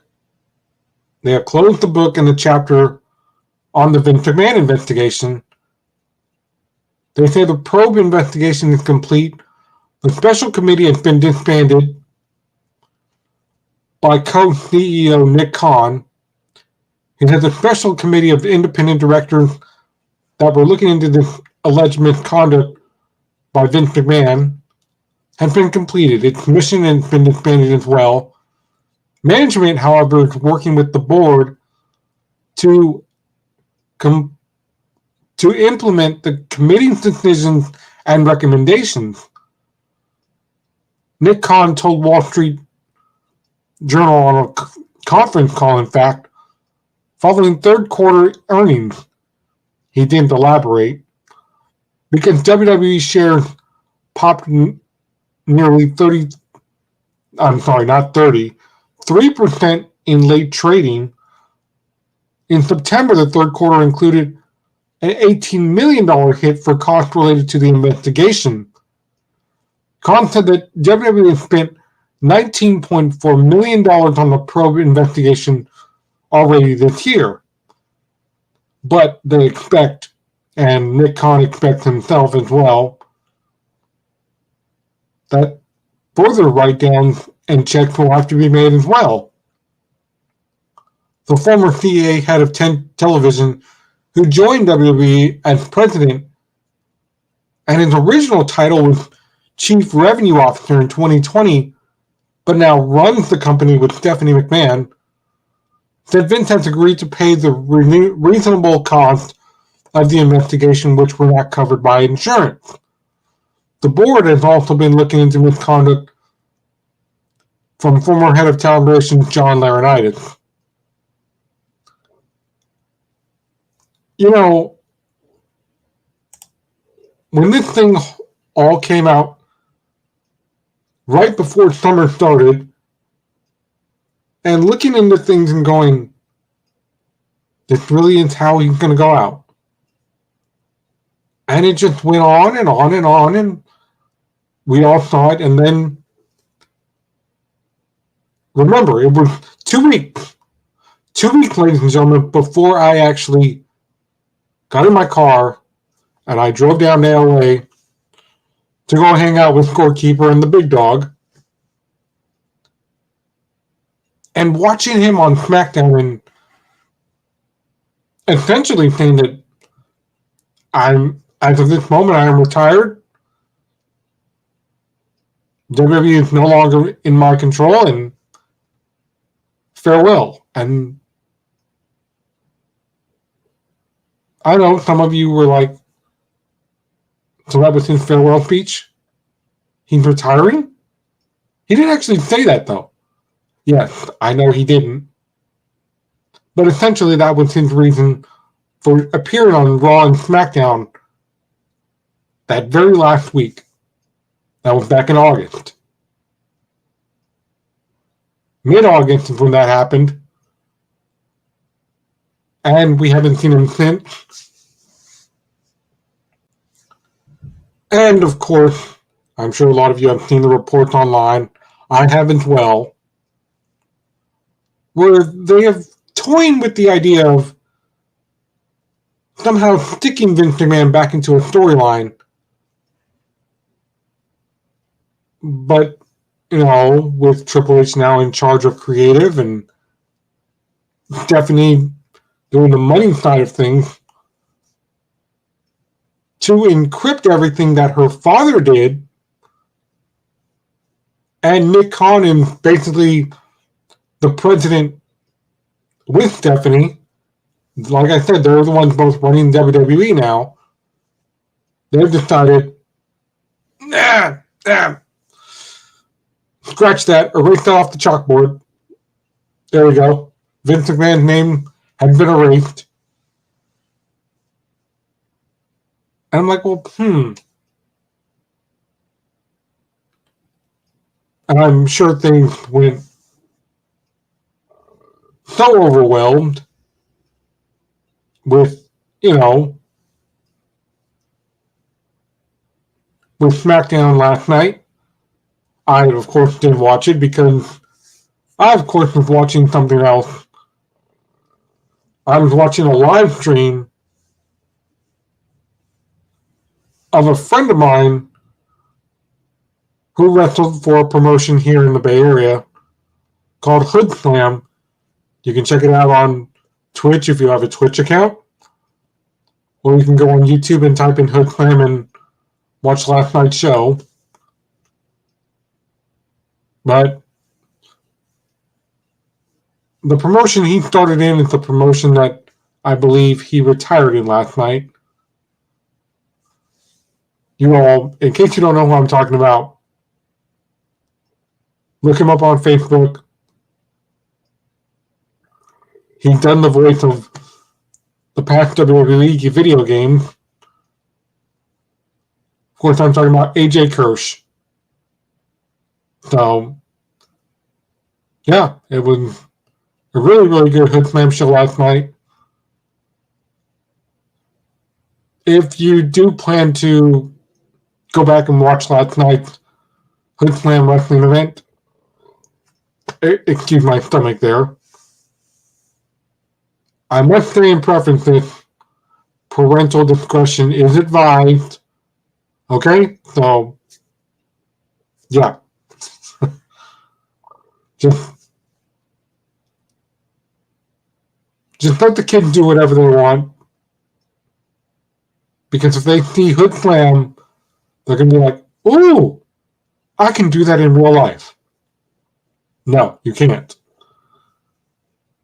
Let's just say, not involving paper cuts or trying to take someone's eye out, is morally, ethically okay with children watching. I mean, bad enough that everyone's into, you've heard me mention a million times, that everyone is into Pokemon. I gotta get the game for my phone. Sorry, I'm just not a fan. I tried to get into it with my siblings, that way we could have something in common, but we evidently don't. So, there you go on that.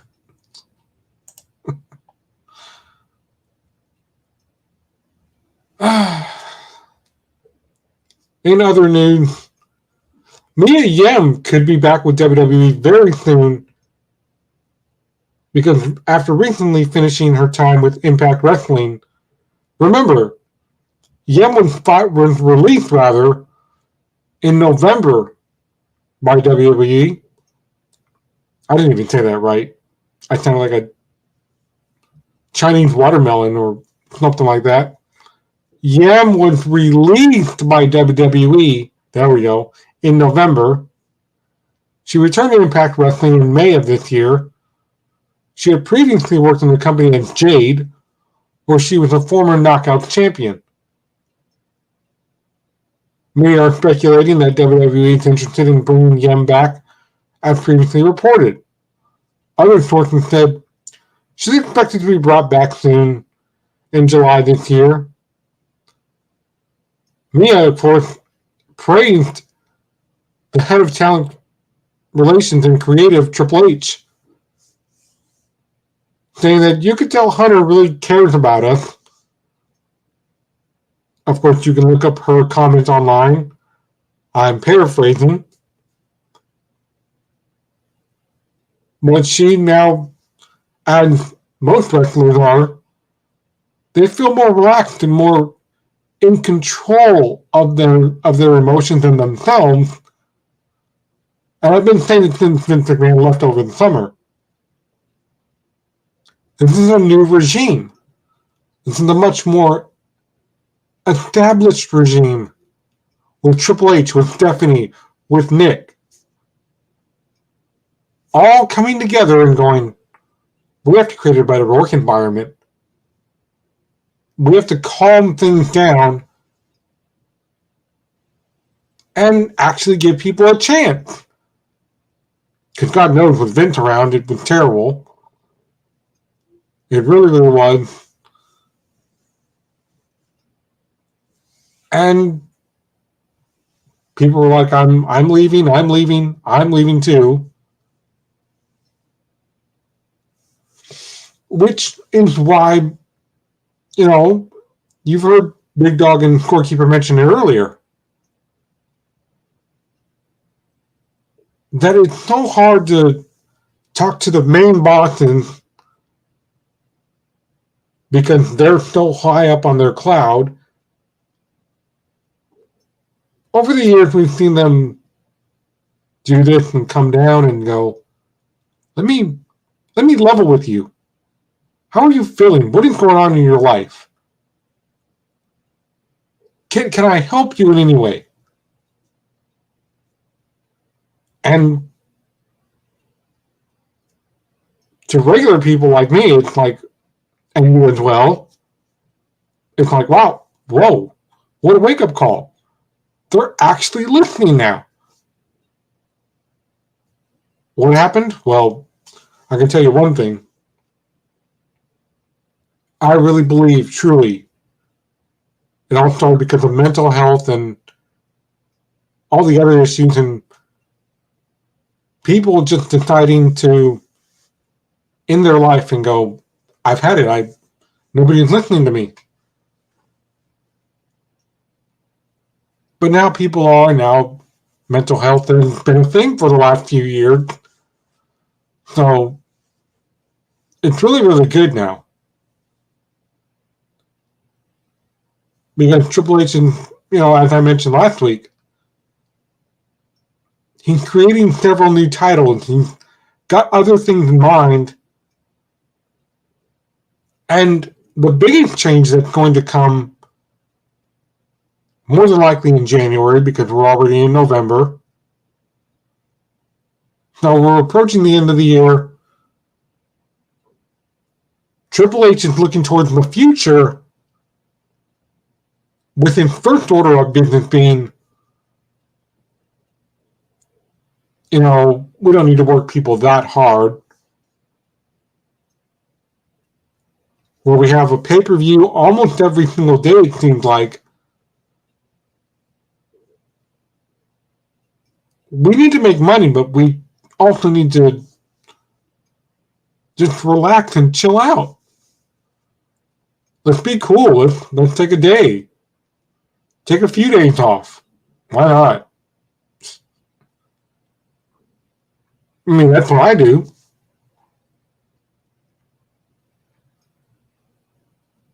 Maybe the work from home thing also contributed to that.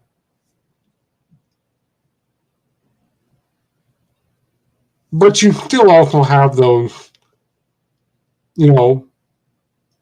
what they've been calling online the quiet quitters who are secretly going, and they're just typing away, and they hit send on the email, which is, I'm quietly resigning without being loud and saying, I quit, I'm out of here. Which was the case on my job this week, and as I mentioned earlier, and I'm like, can you stay all day after what I just witnessed? Yeah, sure.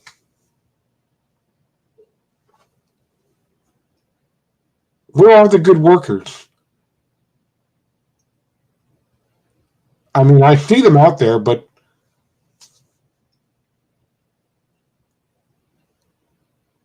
at the same time, they want money,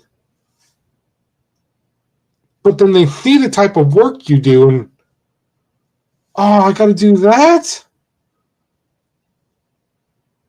That's hard. That's really hard.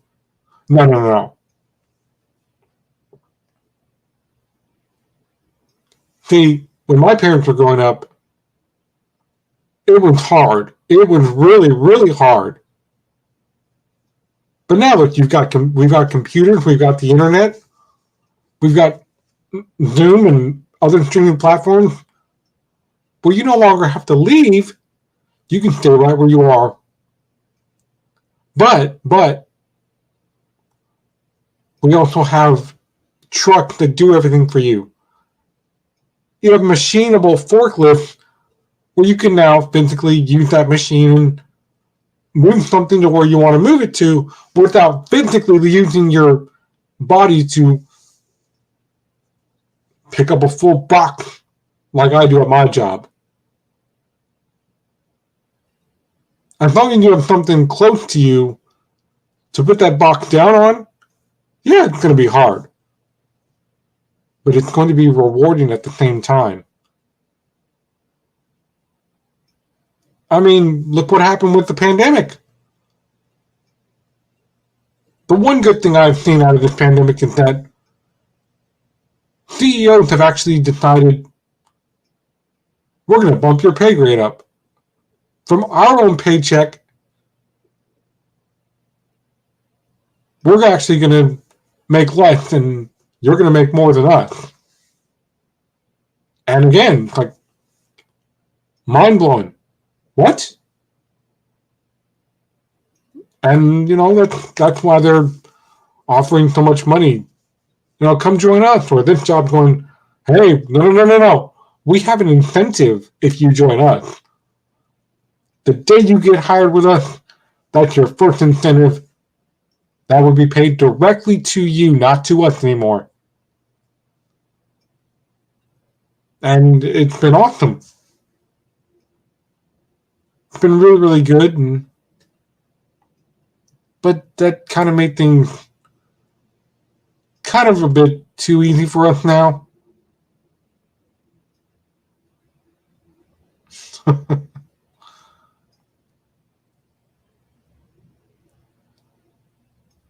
But anyways, back to our stories of wrestling. I have two more stories to get to, and I think we'll call it early this week. I Didn't think I would be able to catch up like this because we had so much to cover, including that Kyrie Irving situation, but we got everything all settled and all that's over with. But did you hear about this? Hold on, give me a second again.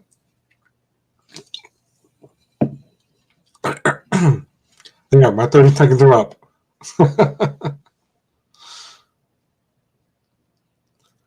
Did Matt Hardy get caught lying? I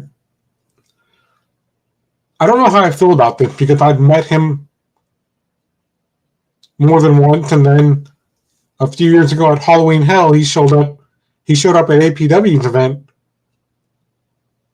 and he was doing his broken Matt Hardy gimmick. And like, can I take a picture with you? How much does it cost? And he said, "What's your name?" Matt. And he's like, "Oh, we have the same name. Brilliant. Excellent." You know, he's doing his accent thing.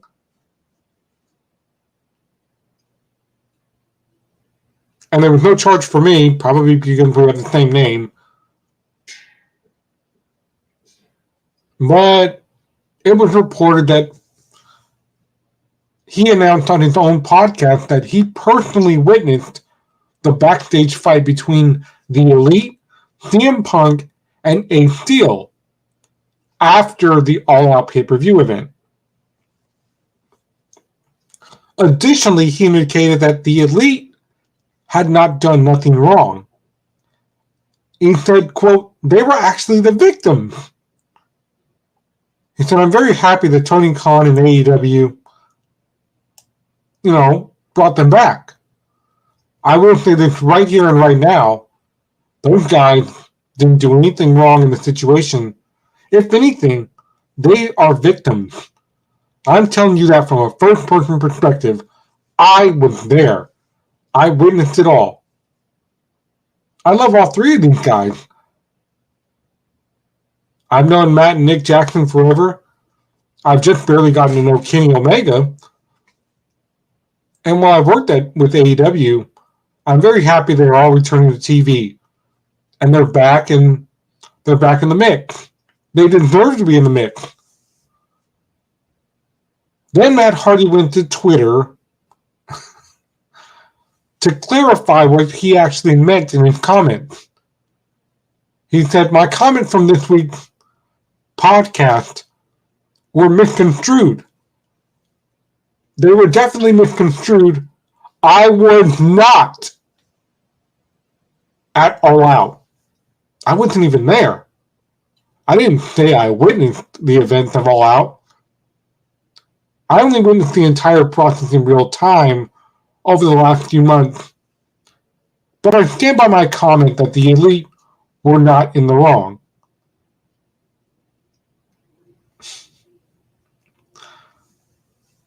Okay, so, I know most of the chat room left. But if you're on our page on NDB Media, /Sports Talk with the Guys, and you may or may not feel about wrestling the way I do, but if you feel compelled to say anything about this story, leave a comment on our page, and because I'm split down the middle now.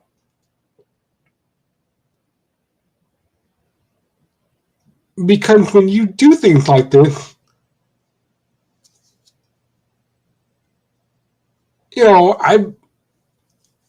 I'll take an example that I use with a phone conversation I had with my sister yesterday. One of them, anyway. She'll see this and be like, "Did you put me on blast?" "Yes, but I didn't name you, see?" Because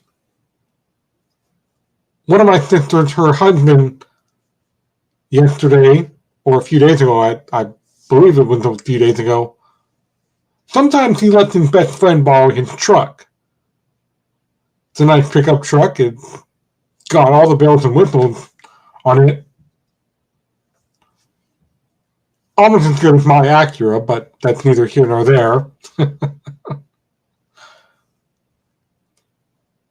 And she said that when his best friend brought the truck back, then his mom borrowed it. And underneath the hood, there's like half the axle is missing.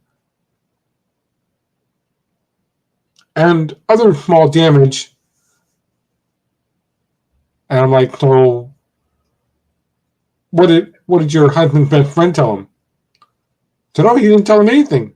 I said, what about his mom? Because his mom drives the truck too once in a while. And come to find out that either his mom or his best friend, sometimes, at least here in California, when you go into a driveway and there's sometimes a divot in the road and it just goes, depending if you're going fast or not, that can actually break everything underneath your car, either internally or not internally. And if you're lucky, you might end up with just a scratch. But in this case, my sister's husband said that the axle was a little damaged. And I'm like, you better get that taken care of. So he went to his best friend, and his best friend said, no, I never hit anything. At least I don't think I did. I was watching my speed. His mom said nothing. And I said, that's kind of sus. You know what I mean? Because that happened a few years ago with a friend of mine, where things got there with his mom and his stepdad, and he asked them to borrow their truck as well. And I was with her stepson, because we went to go do something, I forgot what that was, and then we stopped and got lunch at Taco Bell. And on the way back to his mom's house, the truck went, and he's like, oh, crap. And we get back to the house, and I'm like, and the only reason you could tell something was wrong, and then some damage, not big, but there is damage. You can clearly see on the bumper, and her husband goes, what's that? Oh, and what's that right there too? And he was like, well, gee, look at the time. I've got things to do. I've got to get back home with my wife and my daughter. And his mom's like, no. Where do you think you're going? Come back here. I was like, you better tell them what you did. He never did. And it's things like this where you just have to wonder, are you telling the truth or are you making this up? Which side is true and which side is false?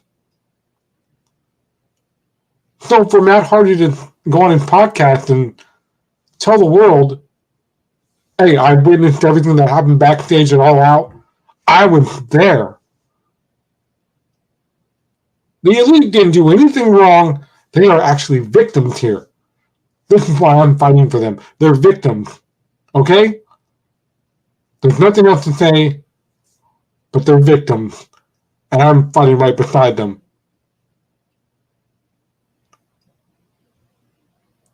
But then to go to Twitter and say, no, wait, no. I'm clarifying something here. Ladies and gentlemen, I don't know where you got this from, but I was not at All Out. I wasn't even there. I never said I witnessed the event or the fight that took place backstage. I meant that I was witnessing the process over these last few months and seeing what AEW was going to do about it.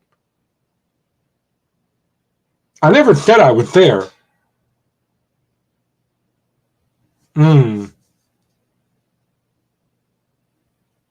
So we'll just have to see where this goes. The one thing he did too was, I do stand by my comment that the elite are victims. They did nothing wrong.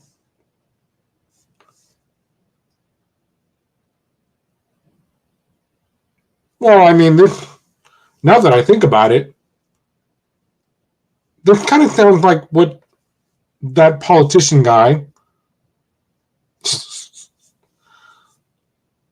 threw out to the world when Congress asked him, did you actually see these bats that supposedly have now caused a virus around the world?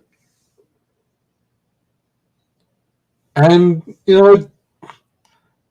probably not the last time we're going to see him face the judges of Congress, because what he did when the pandemic started settling down and they were able to go in person and basically put him on trial, what did this so-called doctor do? He likes the spotlight. He likes being on television. But the second he got asked, did you actually see the bat? Every time he gets on TV, though, he freaks out. He panics. He's like a little kid that runs off to a corner and knows he's going to get spanked for it. And what did he do?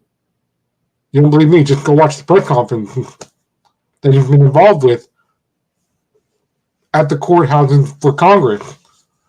He looked at all the Congress leaders and he went, I never said that. That was Bill Gates. Blame it all on Bill Gates. He was with me. He's the one that told me that he saw the bat. And, of course, Bill Gates tweets out, I can't be in court. I'm in a different court situation. I'm divorcing my wife. So, tell the doctor he's on his own. And that's why Congress turned back to him. You're the one reporting you saw bats. Are you making this up or are you lying to us? So help me God, if you're lying, you're in bigger trouble than he is, or just about the same. And he's like, no, I'm telling you. I'm telling you the truth. I never said anything about bats. And they go back to several months before, when the pandemic started, essentially doing instant replays, what they did. And there he was, doing the same thing on tape. I saw bats. They were there. They were half dead and not half dead. Anyway, forget about that guy. Well, we made it with perfect time to spare, because I have nothing else to report. The guys aren't here. And Tanya's not here either. And I know most of you just left the chat room. Thank you very much, ladies and gentlemen. Thank you very much for joining us on NDB Media's website if you're watching us from there. I have one final story that's very, very funny. Very funny. Remember how when AEW started and they did their first 4 pay-per-views, when they started out, and during the course of those first 4 pay-per-views, at the very same time is when they launched the Wednesday night show, Dynamite. And it was interesting because for years I wondered, what happened to all the original ECW talent and the security guards, mainly the voice of ECW. And as the Wednesday night shows went on,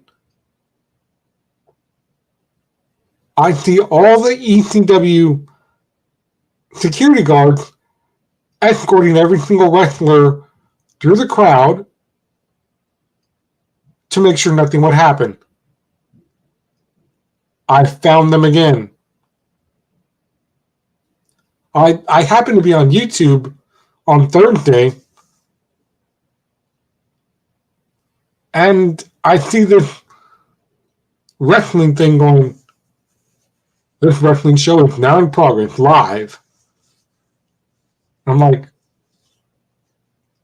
I wonder what this is.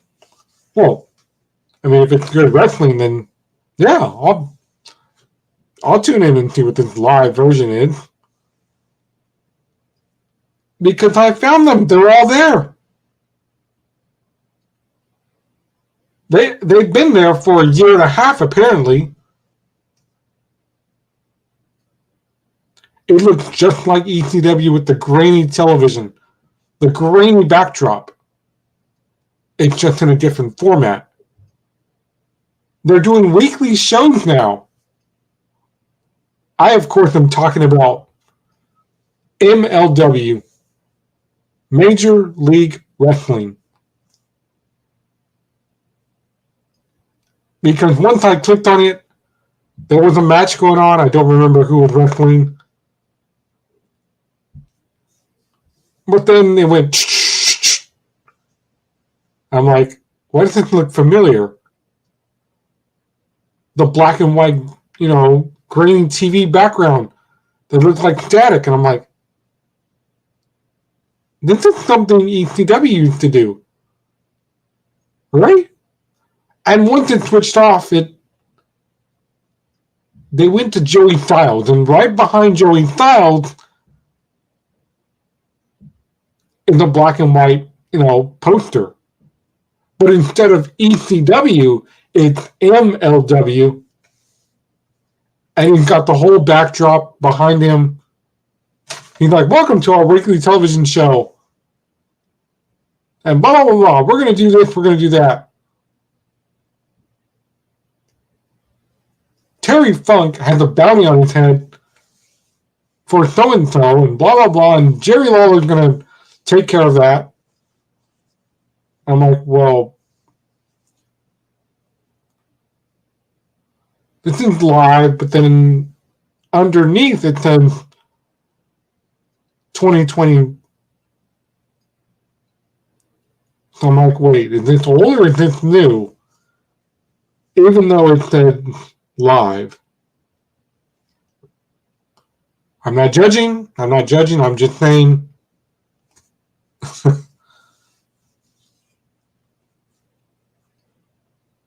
People would appreciate it more, as we talked about over the summer, with most of the videos that me and the guys click on. You guys probably have that problem too, don't you? Where a title of a video claims to be something, but it's really not. It's really not at all. And they make it out more than it needs to be. And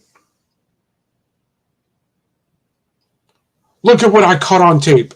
This is real. This is legit. You better watch my video. You better like my video. Comment and subscribe on what you thought. Well, I mean, it was a great show. Don't get me wrong. I enjoyed all the violence. I hadn't seen violence like that in years. Because remember, I'm the one out of my friends, even though they're older than me, they were the ones who, I'll just say it, they got held back. And that's why they were still in school by the time I was in junior high. And that's how we became friends. And as I've said many times here on the show, when they came to me with the very first DCW pay-per-view, and they actually recorded it on VHS and went, I'm like, no. My parents will kill me for this. Especially my mother. She's really into church. I will die, and you will never see the tape again because the tape will die. And they were like, no, you'll be fine. Don't worry. And as I said, my mom knew that I would kill my brother. My sisters I wasn't worried about because, growing up, none of the girls were into wrestling anyways. Sure, they knew about Trish Stratus and Sunny and everybody else that was on television at the time. But they weren't really into it like they are now. Because now they're like, oh, I like her. Where did she come from? And they come to me with all these questions and,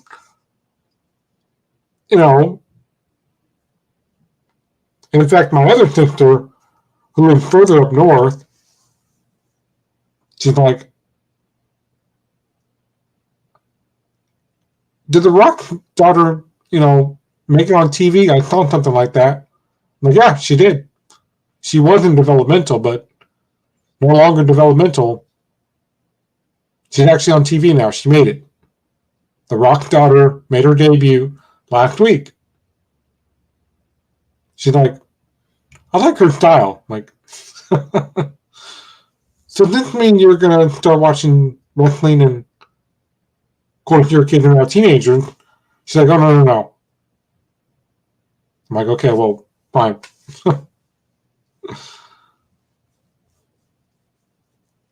But yeah, Major League Wrestling and where all those guys are at.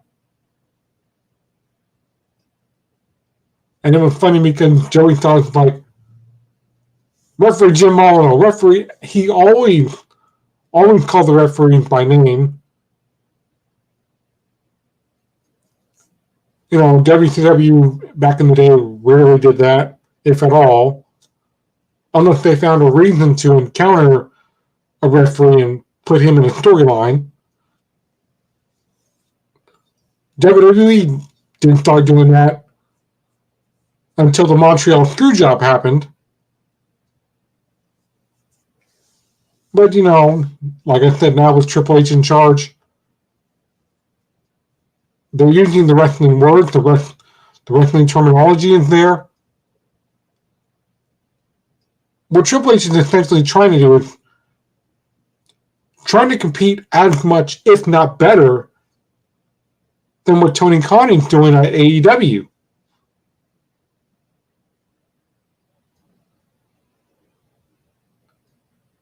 But would that backfire, where, as I said minutes ago, where Triple H is like,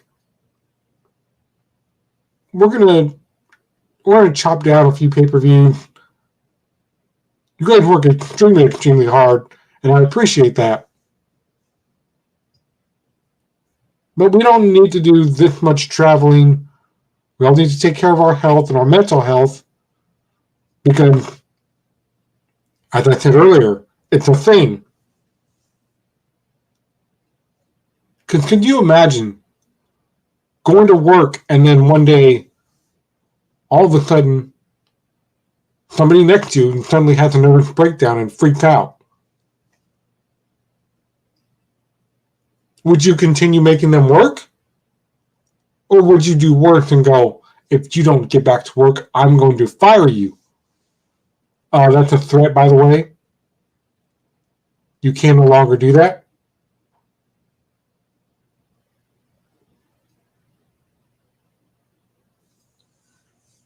Just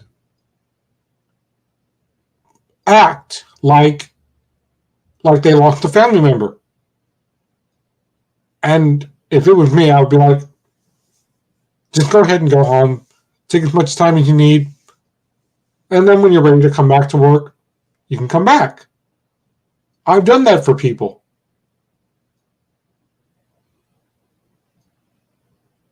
So, but that's why I said, would this backfire? Because AEW is going to keep making more and more pay-per-views. They've already got the lineup set up. Like I said, almost every business and organization, including in the wrestling world, I'm sure football and baseball as well, now that the World Series is half over, time to move on to NASCAR. Everyone, though, right now, at this very moment, is either doing the thing that they've done for years. Let me look at my phone. Let me see. When does the calendar start? Or they're actually looking at an original calendar where you hang up on your wall, like I do right here, which you can barely see, but it's here. I'm actually touching it right now. I will turn the camera, but, that might not look good, but trust me, it's there. I have a calendar on my wall right here. Because it is that time of year to look ahead to next year. All right? And this is what everybody is doing. Let's plan for January. Let's do February. Let's do March, April, May, June, July, August, September, October, November, December. You're done. I mean, and for people, I said this 2 weeks ago. People go into certain places, and even at my job this time last year, you guys are already playing Christmas music? What the hell's going on here? Why don't we have Christmas stuff out already? You guys are way, way too early. Even some of the staff, they're like, Matt, this didn't start happening until you got here. Send it all back. I'm like, well, I'm not the store manager, so I didn't order it. They did. But this has been going on since 2007. So in some places, you might see a whole bunch of Christmas stuff out already. And you might hear Christmas music already. If you don't believe me, just go to Comcast channel 1919 or 922. Somewhere in there, between 920 and 930 is the Christmas channel.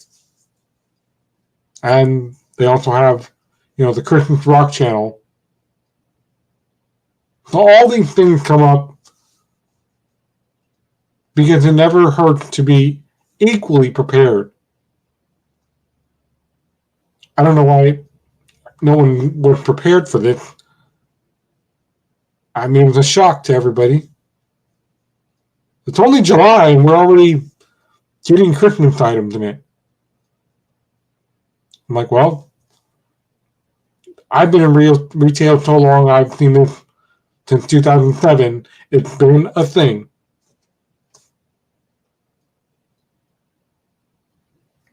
And I know people don't like it, but that's the way it's been since 2007. Okay? Well, as I said, Scorekeeper wasn't actually clear with me on if Ever New is coming on. I don't think they are. But that's going to do it. I'm Matt from San Diego, California. For Scorekeeper in LA County, who's a poll worker for the next few days. For Big Dawg, for Tanya, for all of you in the chat room, Thank you very, very much. Have a great weekend. In the words of Scorekeeper, peace. Take care. We'll see you all next week. Enjoy your weekend.